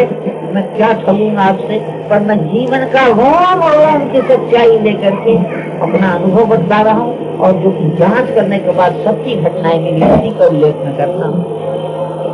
और तो मैं क्या कहूँ महाराज, अब आज कल बस मिलना होगा। बाकी इस समय मैं परिक्रमा के लिए आऊंगा, क्या करूंगा जैसा हमारा जीवन होगा परसों से। इनको दूसरा जीवन हमारा है। आप लोग आप प्रत्यक्ष रूप से सब भगवान के रूप में हमारे सामने सब होंगे। हाथ जोड़ करके प्रणाम करता हूँ हृदय के कण से, रोए से। तो बस हम और क्या कहें, बस इतना ही कहेंगे कि मैं रोम का सद्भाव दे करके केवल इतना ही कह रहा हूँ कि आपका परम, आप सबों का परम मंगल हो, परम मंगल हो, परम मंगल। सज्जन का प्रश्न आया क्या है? कहत सुनत समझत सोई मानव जो तज भोगा शक्ति, रहत निरंतर सेवारत जो करत भाव रस भक्ति। कोई देखत निकुंज की लीला अंकन दिव्य महान, जिनको दय अधिकार दिखावत स्वयं युगल भगवान। भोगी आदमी को भोगा शक्ति छोड़ने के लिए क्या करना चाहिए? पहला प्रश्न। निरंतर सेवा भक्ति का तात्पर्य है दूसरा प्रश्न। और भाव रस भक्ति क्या है ये तीसरा प्रश्न।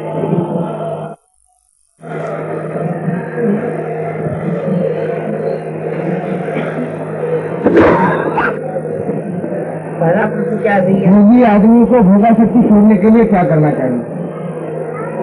पहले तो जो भोगी आदमी है ना वो माने कि मैं भोगी हूँ कि नहीं हूँ।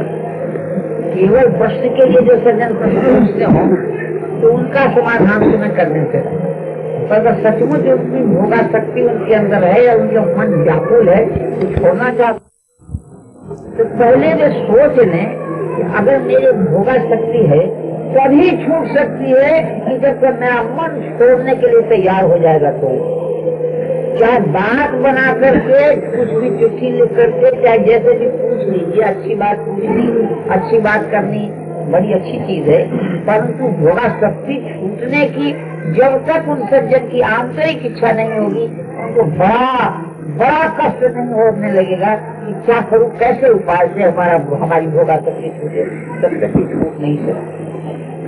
और यदि जहाँ उनके अंदर तर्पण आई कि भगवान की कृपा का एक कण जरूर ढलक जाएगा, ऊपर उपाय मिल जाएगा कि छोड़ ऐसे कर देखो कैसे छूटता है, अपने आप नवीन से नवीन कोई उपाय आ जाएगा ध्यान में, यूं मन निर्मल होकर होगा सबसे बढ़ जाएगा। दूसरा क्या दबाएगा?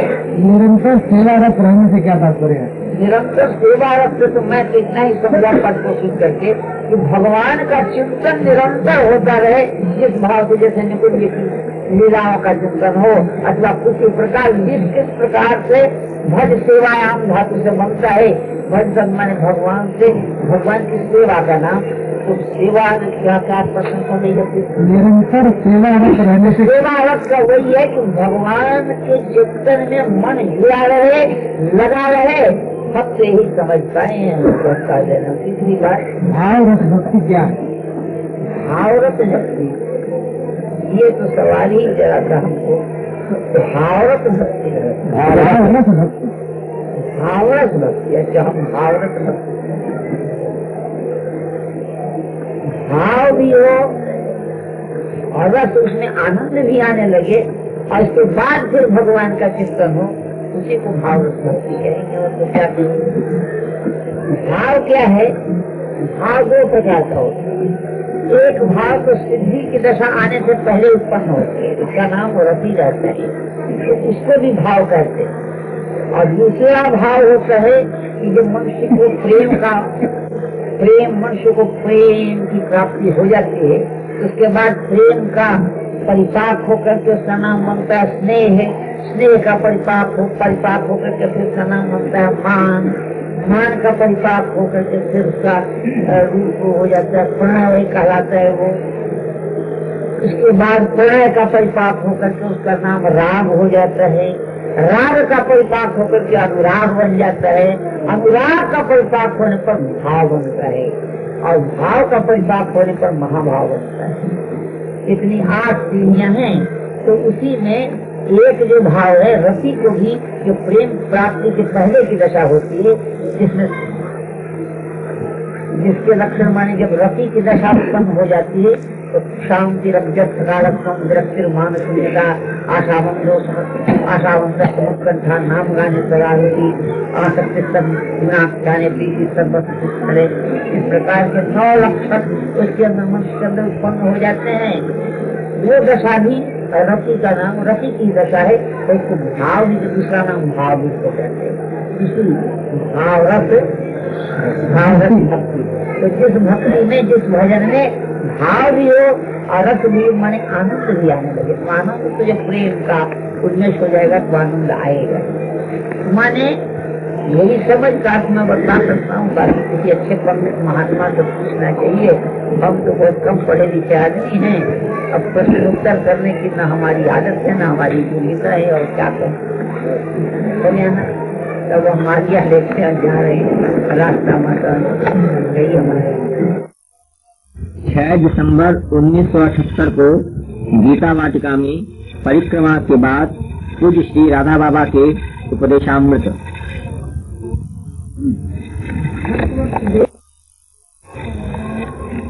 अगर उसका चिंतन किया जाए तो मन जो है अलग से विकार भाव से परिपूर्ण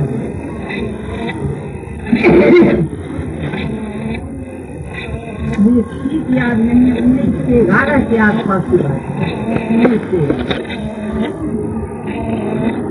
के आसपास मेरा जन्म हुआ, इसलिए याद का मतलब पर उसके गाता हमारे बहुत मांग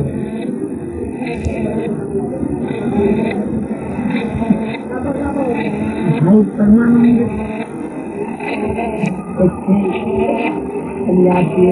उनको काला पानी की सजा हुई।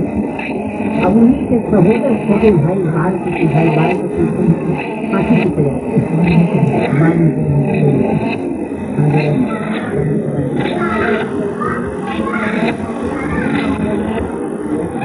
इस बम कांड के अंदर हुई थी, अब मुझे याद नहीं है, पुरानी गाथा है। और फिर मैंने उनकी गाथा संकलन करने के लिए चेष्टा की, सफलता मुझे नहीं मिली थी। बहुत उस समय अंग्रेजों का राज्य था और उस समय की बड़ी मिलनी कठिन हुई। 1911 में भाई परमानंद के छोटे भाई का नाम बालमुकुंद, तो बालमुकुंद पकड़े गए।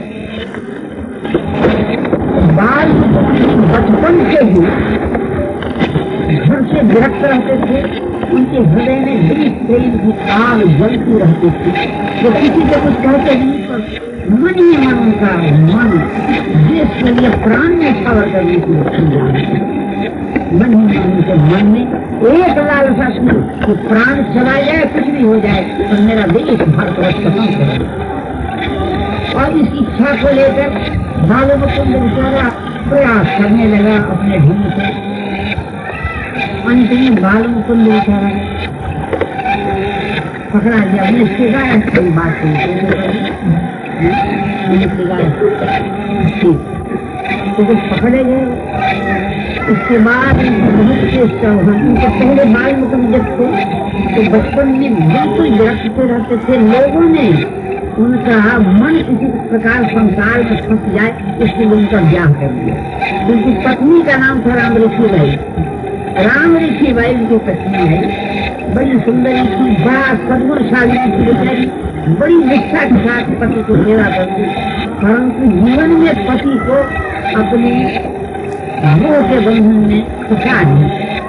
बालमुकुंद देश के लिए निछावर होने की तैयारी कर चुका है और धीरे धीरे धीरे पकड़ा गया। जब बालमुकुंद जी पकड़ लिए गए तो रामऋषिबाई जी घर में अकेली। उसने पूछा कि हमारे पति को खाने के लिए क्या मिलता है जेल में? तो लोगों ने बतलाया कि भूली मिली हुई रोटी मिलती है और भूली मिली हुई दाल मिलती है। उसके खाने के लिए जो मिलता बेचारी ले लेती, अपने बर्तन में ले लेती, और उसमें थोड़ा सा बालू एक बर्तन में रखी थी, इतना सा बालू लेके मिलाते थे और उस बालू के रोटी या दाल खा लेती। लोग ऐसा क्यों करते? जब मेरे पति को यही खाने के लिए मिलता है तो मैं कैसे खा सकता? दिन बीच में लगे कि उसके बाद चले गए। भाई परमानंद ने बड़ी चेष्टा की उसको बचाने की, परंतु फांसी की सजा हुई बालमुकुंद को। और धीरे धीरे उसी का दिन निकट आ गया और बालमुकुंद जी को फांसी दी। भाई परमानंद जब वहां से लौटे तो रामऋषिबाई क्या जिसकी पत्नी थी, मेरे भाई की शादी हो चुकी थी, 100 तो समय मिलता नहीं था लोगों को, अंग्रेजों के रामऋषिबाई।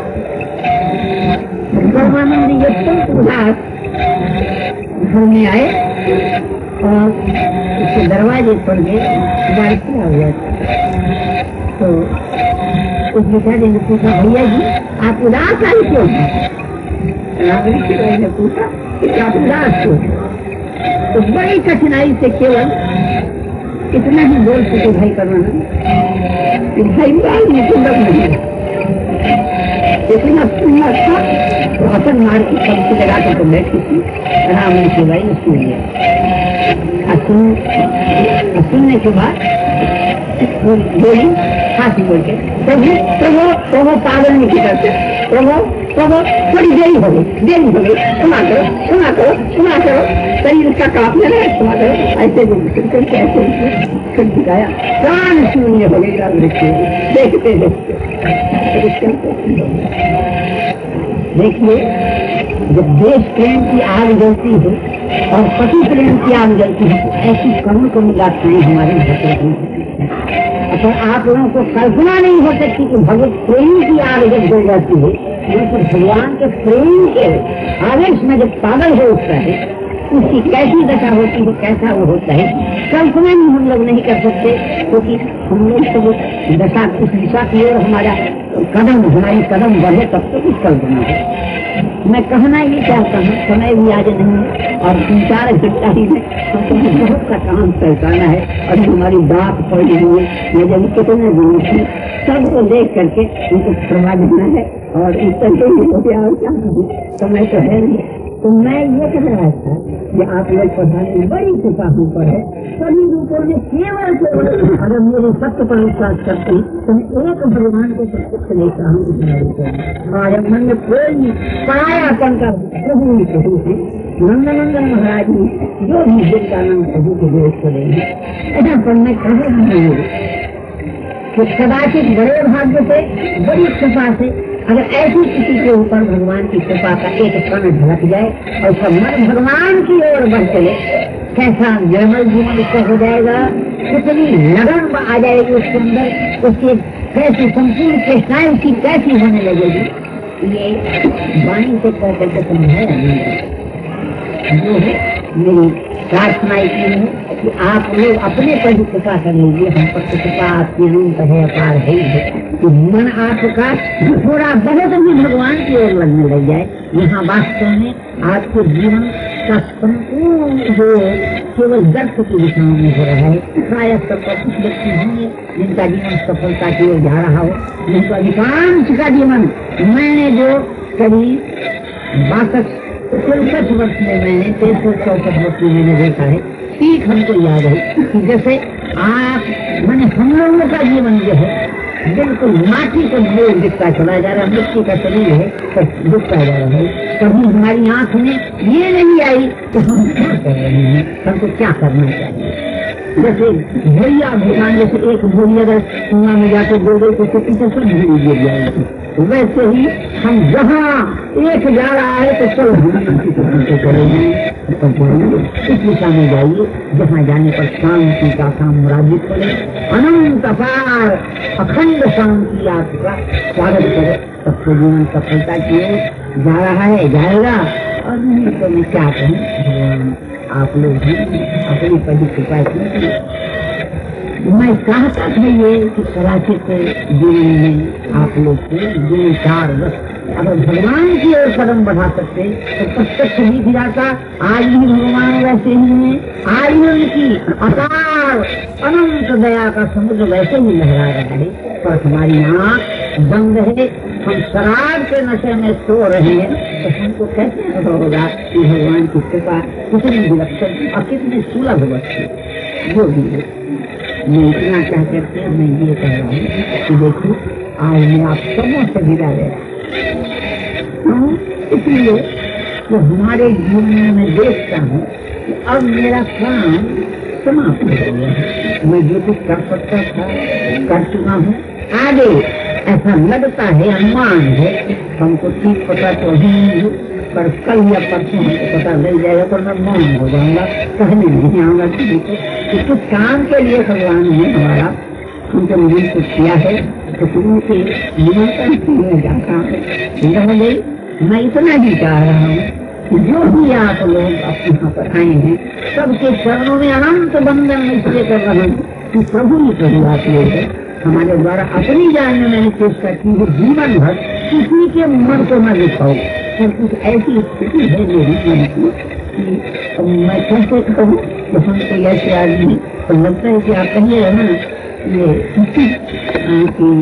बाबा जी बदबर से बोल रहे हैं तो बाबा जी थे नहीं रहेंगे, कोई आज के भीतर है भी जरूर रहेगा भी जो कि बोलता है और वो कौन बोलता है इसको कौन बताए।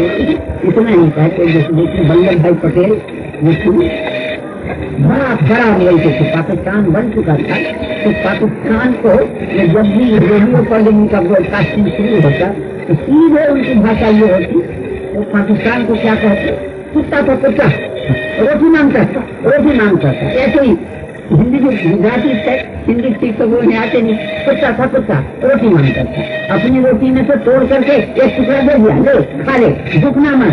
अब अगर भूखेगा मारेगा डंडा, फिर तोड़ देगा। और मान लीजिए उनके राजस्थान के छोटा सा बच्चा अगर सुनता रेडियो पर बैठ करके इसमें तो बोल रहा दूधा, अच्छा खाओ एक उठा के भात था और पकड़ करके एक भाटा दे मारता तो रेडियो खोल जाती। परंतु वल्लभ भाई पटेल का क्या बोलता, उसका बोलता वो वहाँ से दिल्ली से ब्रॉडकास्ट कर रहा है। तो वैसे ही देखिए हम जानते हैं हम आपको क्या कहें, जो कि वास्तव में अगर हमारे द्वारा किसी को कड़ी बात सुनने के लिए निकली तो मैं किस मुँह से कहूँ, बोलने वाला कोई और होता है, नाम तो हवा निकल रही है कि इतना बढ़ बढ़ के बोलता है, अभी दिखाते मार नहीं लगेगा एक तो मेरा से छूटने से भगवान का कुछ भी रह जाएगा तो दूसरे रेडियो से बोलना लग जाएगी, जहाँ पर रेडियो से सक्सेस होगा बोल देंगे। तो हमारी किसी बात से अगर किसी को कभी भी जीवन में अपने ज्ञान में कभी कभी बड़ा बोलता हूँ, जरूर बोलता हूँ, कहने के लिए बोलता हूँ कि नहीं बोलता हूँ, तो कौन बोलता है कहना बड़ा कहते हैं जो अन्याय के साथ बोलता है कि राक्षस बोलता है तो कौन बोलता है कोई बोली, पर उनको कभी कभी बड़ी करीब भाषा में बोलता हूँ, हंसना भी हो बोलता हूँ। तो अगर किसी का जरा भी अगर मन दुखा हो तो हम हाथ जोड़ करके चरणों में अनंत बंधन के साथ में क्षमा चाहता हूँ, महाराज हमारे द्वारा आपकी कभी कोई हानि नहीं हुई है।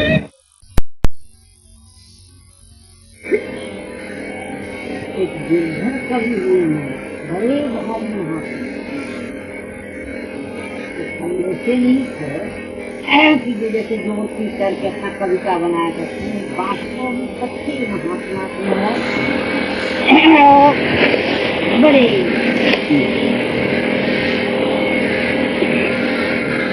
बड़े सच्चे महात्मा थे। कविता की प्रतिभा देवी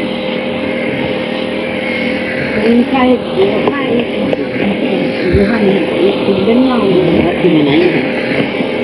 इसी सुंदरिया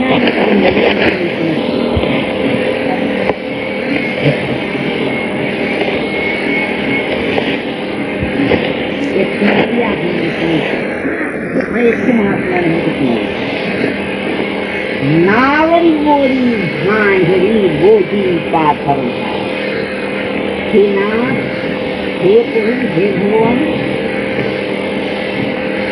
मेरी नाव जो है क्या है हमारी मन से छेद हो गए चारों,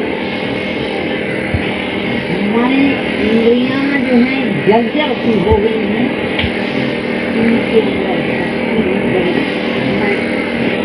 भी थे मैंने कोई भी चीज अगर उसमें रखते जाओ तो निकल जाती है।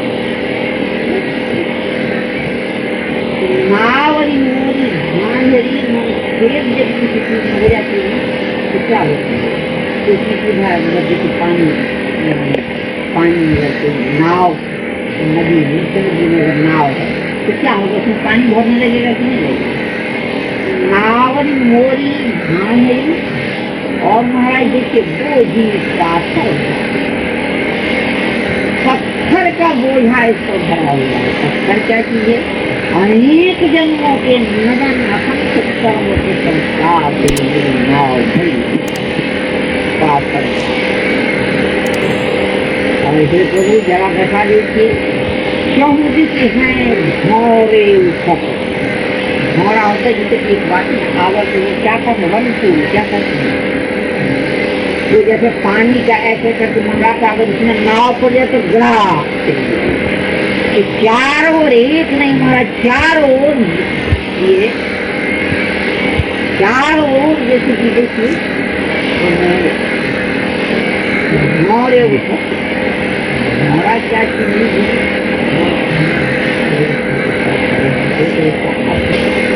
आसक्ति भी होती है, मन आसक्ति जो है वो नीचे चीज को डुबा देती है, अपना मन कहना होता है गंदगी के साथ आसक्ति किसी चीज के अंदर जो आसक्ति डूबी होती है ना, वो बिल्कुल डुबा ही देगी, उससे वो आगे कभी भी बढ़ने देगी। नाव को आगे जाना चाहिए पर वो नाव वाले बढ़ने नहीं देगी, आ सकती है डुबा।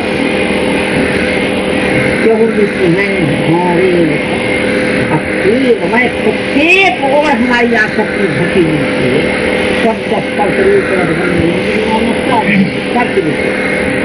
केवट है मतवा, माने केवट जो है मन रूपी जो मल्लाह है, ये मतवाला हो रहा है शराब पी करके। इसको होश नहीं है कि किधर डांड खेना चाहिए, किधर इसको नाव में छेड़ तुरंत हमारे मतलब संसार की शक्ति पानी में नाव रखी जैसे घुस जाती है। और पत्थर कर्मों का संस्कार का बोझा बहुत अधिक है, और चारों ओर जैसे ये भौरे आसक्ति से ये जो गर्त बने हुए हैं पानी, इससे नाव को आगे बढ़ने ही नहीं रही है, तक जाने के लिए शराब के बचन बचा के ले चलना चाहिए, पर मन मतवाला हो रहा है विषयों का नकाई पर इतना अधिक चढ़ा हुआ है।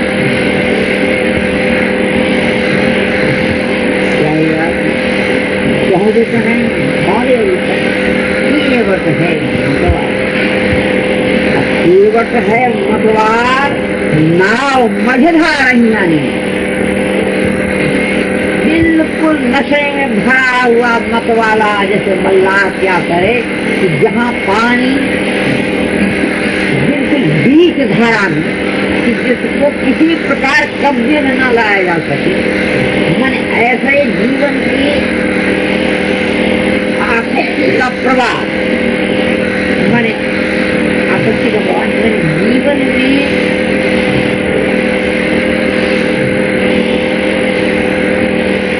कामना या वासना कर दी, इतना जैसे कि जवान होती चली जाए। मैंने क्या होता है मन को समझता नहीं, हमारी कोई सी इच्छा जगी और उसकी अगर पूर्ति हुई तो निश्चित रूप से बन रहा है इच्छा में क्या होगा और बल आ जाएगा। कोई सी वासना जगी, गंदी हो चाहे अच्छी हो, अगर उसकी पूर्ति होती जाएगी तो उसका बल अधिक बढ़ता चला जाएगा, माने तो जवान होती चली जाएगी।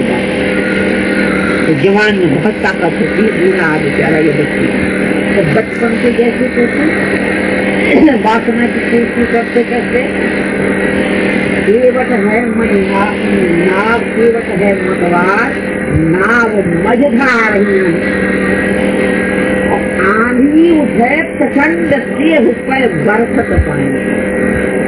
उधर तो बड़ी भारी आंधी आ रही है। आंधी क्या चीज है? ये विषयों का आकर्षण। इधर से अरे राम राम इतना चाकती के लोग देखिए ना, आप लोग जाते हैं शहर में अरे हमारी हमारे पास से जाता, अरे ये देखो यहाँ पे जगह हवाई जहाज राम कह करके जाती है, हमारे पास भी माने ये क्या है कि विषयों का एक प्रलोभन जो है आंधी की तरह से चारों ओर चपेट रहा था, कभी इधर खसीट चले जाएगा नाव को, मल्लाह के मन को, कभी उधर कर ले आंधी उसे प्रचंड आंधी आ रही है, माने आकर्षण बढ़ता चल गया विष्णु पानी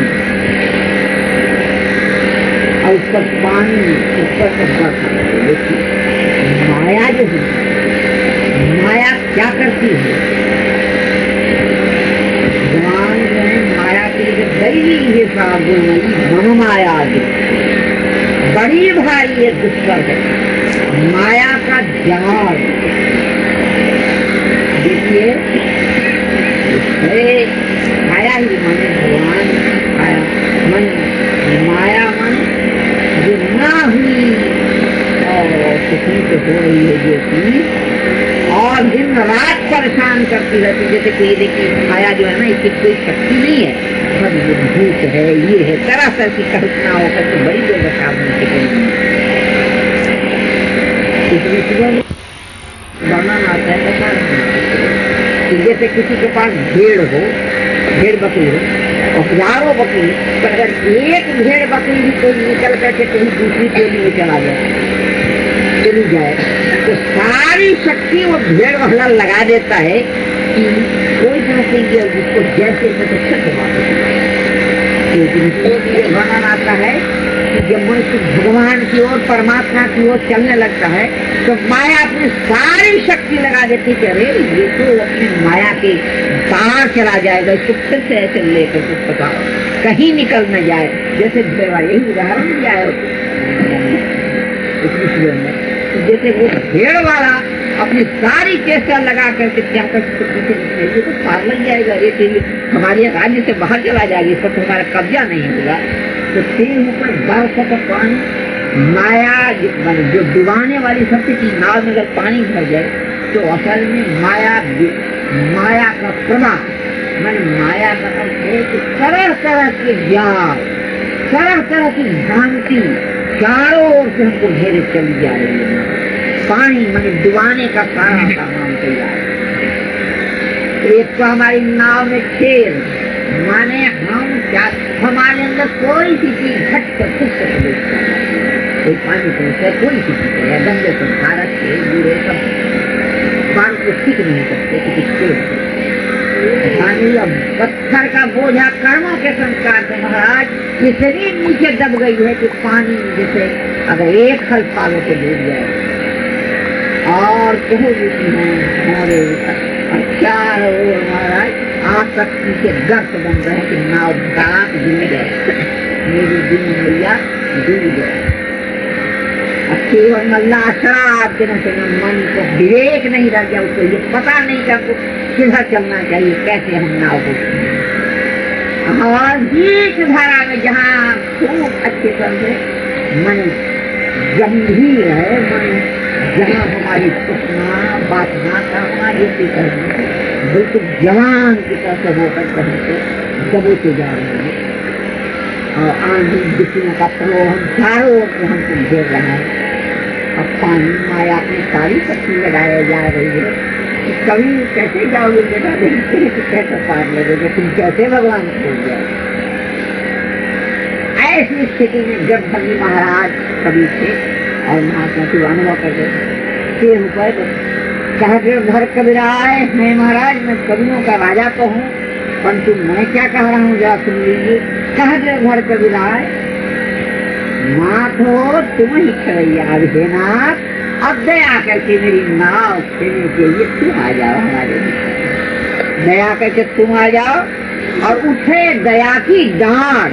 अब घाट पर आवे नैया, दया की डांड एक में से चल जाए और मेरी नाव किनारे मिल जाएगी।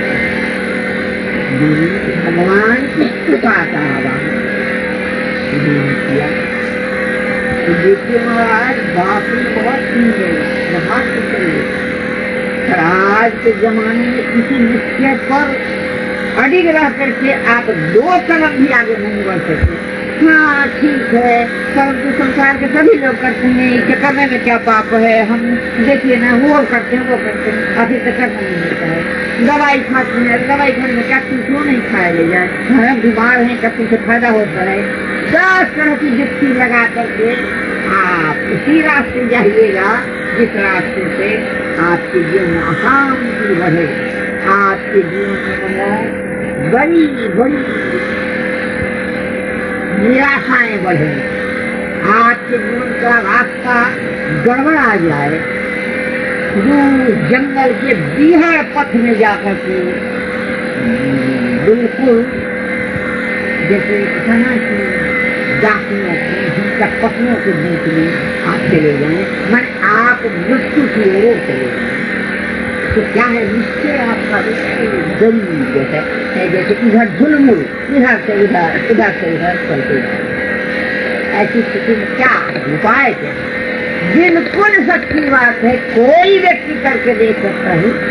मैं उस पर कैसे कहूँ, वो कहेगा भी तो कुछ न करो भैया, हाँ जो मन वो करो। अगर सच्चे वैसे वो पुकारना शुरू तो जनाब मैं अपनी शक्ति से मैं आपको नहीं पा सकता, आप ही दया करके हमको संभाल न उसमें कोई ताकत लगती है न जोर लगती है, तो क्या मार जोर लगता है न ताकत लगती है, न कोई इसमें लुहापों की जरूरत है, न माला लेने की जरूरत है, न ध्यान करने की जरूरत है। बाथरूम में टट्टी कर बैठे मन ही मन पुकारिए नाथ, मैं अपनी शक्ति से आपको नहीं पा सकता प्रभु, नहीं पा सकती, आपकी दया करके अपने हक की दया से मुझे संभाल लीजिए। कैसे चले जाइए? भगवान नित्य थे, नित्य हैं, नित्य रहेंगे। ये सुनते क्या होगी? उनकी आंखें खुलेगी, उनकी क्रियाशील हो जाएगी और ऐसा संयोग लग जाएगा कि बाध्य होकर के आप भगवान की ओर बढ़ने लगेंगे और आपके जीवन में किनारे लग जाएगी महाराज, आपके दुख का अंत हो जाएगा। कोई सर्विस में तो हमारी कैसे होगा?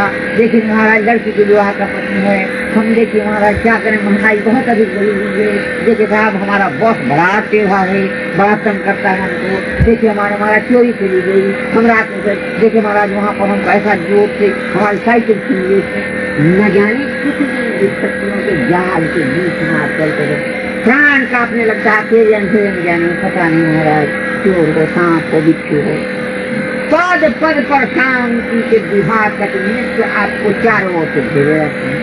ये सब के सब जैसे खाने की धूली की तरफ से उड़ जाए और जीवन में कहीं ऊहापोह न हो, भगवान की कृपा का एक कण भी आप में व्यक्त हो जाए तो अब तक तो नहीं हो महाराज, आप कहाँ दो नाव में कैसे पार करना चाहते हैं? आज तक पार ही नहीं। यहाँ तो भगवान के हाथ में अपनी नाव, मैं अपनी ही शक्ति से कहूँ, आपको नहीं पाऊँ, आपको नहीं पाऊँ, आप ही मुझे संभाल लीजिए। सचमुच जैसे माँ अपने छोटे बच्चे को रोता देते तो क्या करते हैं, लाठी लगा लेते हैं, कुछ काटते हैं, खिलाते हैं, दूध पिलाते हैं। अनंत माताओं का हृदय प्यार से भरा हुआ है, प्यार से कौन कैसे देखा जाए, एक को रख दिया जाए और भगवान के कृपा समुद्र की एक मूल्य रख दिया जाए, अनंत माताओं का प्यार भी देखिए बहुत अच्छा दया की दान उठाने के लिए भगवान के अब कुछ नहीं कहते। हम कभी दिन बात आपको काम कहते रहते कि आप उसमें कहते हैं तो कोई काम होता है, आप क्या इतना सीखे, हमारी तो भाषा सीखने की जरूरत नहीं, रटने की जरूरत नहीं, चौकड़ी बोली तो बच्चा अपने आपका काम न हो तो अवश्य होकर के रहेगा, क्योंकि भगवान सत्य के सत्य वस्तु है। उनको कोई किसी की मान्यता से भगवान बढ़ जाते हैं, प्राणों का एक विश्वास लेके पिताजी आपकी कहानी उनका वरद हस्त सबसे ऊपर रहता है, सूर्य की किरणें सबको आने की मैं भूली नहीं हूँ। केवल प्रश्न के लिए जो सज्जन प्रश्न पूछते हैं तो उनका समाधान तो मैं कर नहीं सकता, पर अगर सचमुच उनकी भोगा शक्ति उनके अंदर है या उनके कौन कर सकता है? साथ कल जीवित रहेंगे, कल का सूर्योदय देख सकेगा क्या किसका है, रात में कितनी हाजिर हाथ खेल महात्मा होता है। तो जब हमारा जीवन इस प्रकार काल के प्रवाह में बहता हुआ मृत्यु की हो जाता है तो हम क्यों नहीं अपना इंतजाम करेंगे वहां से भी जहाँ आगे चले ही आएंगे। हमारे शरीर को छोड़कर तो ये जाना ही पड़ेगा। भगवान ये निरंतर आपके साथ थे हैं और रहेंगे, उनका अनंत प्रसिद्ध प्यार आपके साथ था है। ऐसे को पुकार के अपना भार संभला है, कितनी आसानी क्योंकि कोई कहीं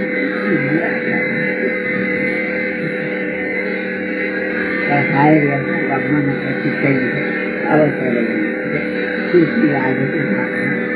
दुर्लभ दीह पाई संपद समाधि महाराज ने तेन कंपाम सुखम सीधा से सीधा उपाय भगवान भगवान किसी को पहले माया छोड़ने गए तो भगवान सत्येन कंपाम सुखम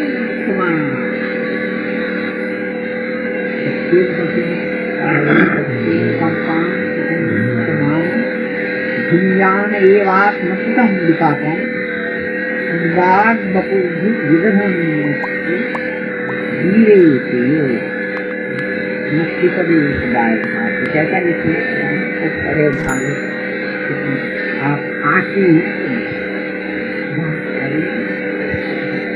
वही क्या क्या कृपा हमारी आँख में सब के सब भगवान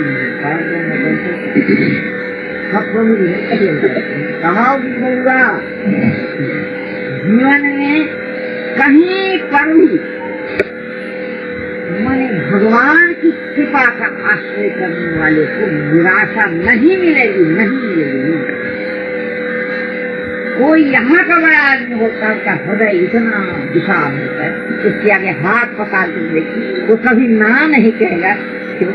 और जो सर्वसमर्थ है, निरंतर आपके साथ है, अनंत पर की शक्ति लेकर के आपके साथ है और कहने की भी जरूरत उसको सारी स्थिति का होता है और लाख नाराय की आपकी हो सकती है। तो उसके मन में आपके प्रति जो प्यार है एक कण भी सीखल नहीं देगा।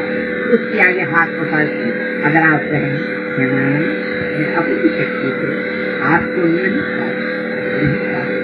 आप ही कृपा करके अपनी है चुकी दया करके करना देगी तो क्या उसके लिए निराशा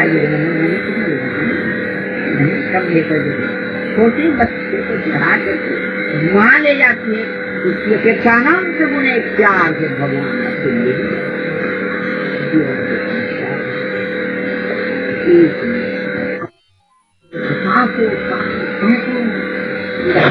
ऐसे प्यार से क्या होता है आपके सामने नहीं आते कि आपके जो इतनी आते रोटी खाई ऑफिस गए यहाँ गए वहाँ गए कहाँ से जाते जैसे बैठ करके आपको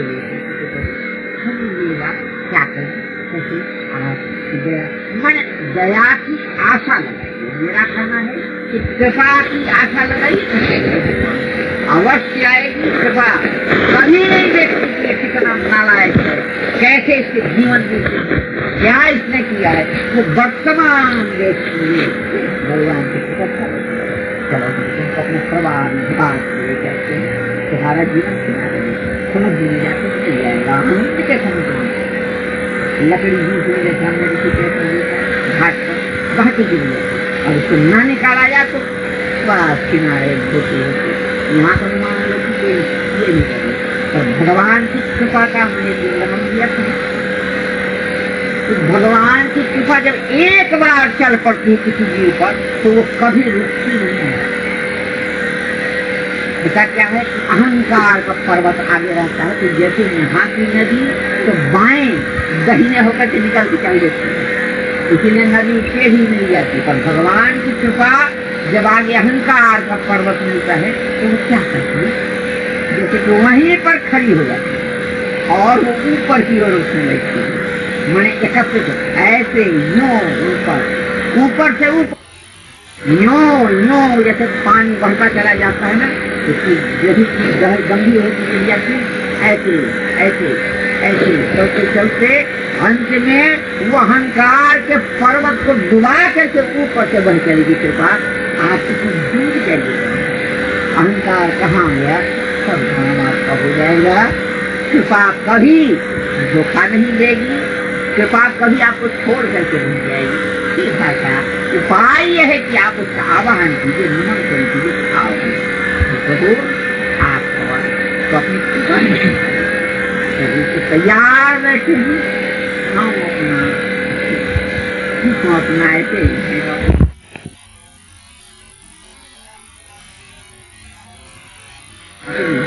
किसी बात ही याद नहीं आती मैंने सारी और पाँच की तरह से मिलते याद भी नहीं आती कि आप लोग देखिए कैसे पर हम क्या जो मशीन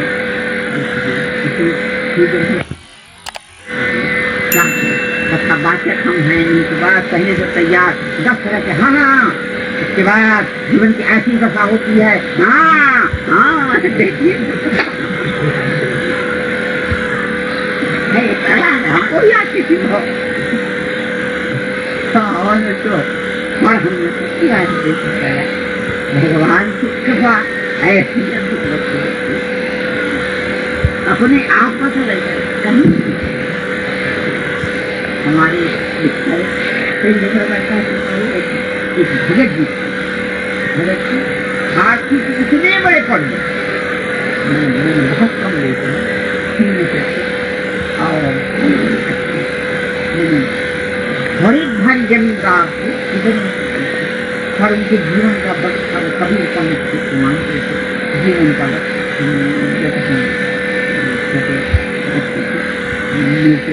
बड़े अच्छे हकीम थे आप बन गई और उनके उनके फांसी थी याद नहीं इसमें लगा कभी कहते तो मस्त है इसमें लगा कभी तरफ अगर तुमको पता लगता है कि सामने जो दुश्मन तुम्हारा शत्रु है तो वो तुम्हारा बड़ा ताकतवर है तो तुम ये सोचो निगहवा कभी तरफ उसकी अपेक्षा जो तुम्हारी रक्षा करने वाला संभाल करने वाला कहीं ज्यादा ताकत है। और सच्ची बात है महाराज तो आंखें बदली हुई आप लोग माया के प्रभाव में मारने वाले के अंदर बचाने वाला छिपा हुआ है आप उसे निकाल दीजिए हाथ पकड़ के चलेगा कहाँ क्या बात है हंस देगा न कोई चोर है न कोई बदमाश है न डाकू मारने वाला जो आपको या चुरा लिए चला है जब देखो या डंडा लिए या पिस्तौल का उसके अंदर आपको बचाने वाला उनको पहचान लीजिए खाली कुछ यार क्या बात है क्या बोलिए बाबा जी ये सब खाली करने की बात कहने की बात नहीं है महाराज जीवन के कण कण में करके देखा है मुझे और ऐसा ही हुआ आप लोग जाइए हमको 2 मीठी मौत देने के बाद फिर हम नहाए खाते खाने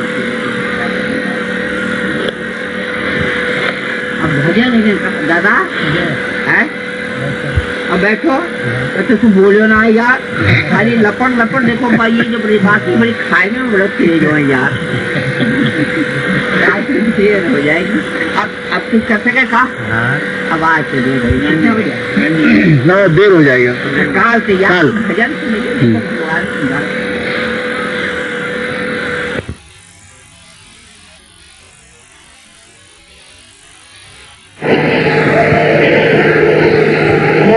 विचार करके देखिएगा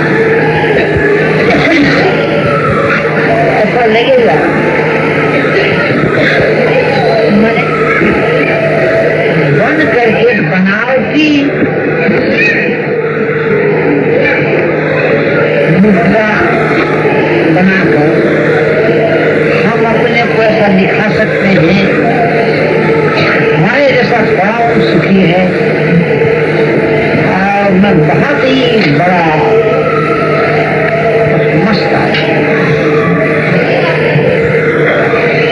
इस यात्रा ट्रेन से उम्र में शायद चली गीता प्रेस की यात्रा ट्रेन चली थी उसके बाद घूमती हुई वो कलकत्ते में आकर के उसका विराम हो तो कलकत्ते में हम लोग ठहरे थे मिलने वालों की दूरी इतनी अधिक हो गई थी कि बड़ी कठिनाई से मिलना संभव रहा था मैंने दिन भर मिलते करीब 4 बज गया था एक बहुत बड़े करोड़पति आदमी थे उनकी मृत्यु हो गई उनको लगभग हमसे मिलने के लिए आए थे बेचारे जब 2 घंटा उनको बैठना पड़ा मुद्रा खराब हो गई है देखा कि इतनी देर प्रतीक्षा करने के बाद भी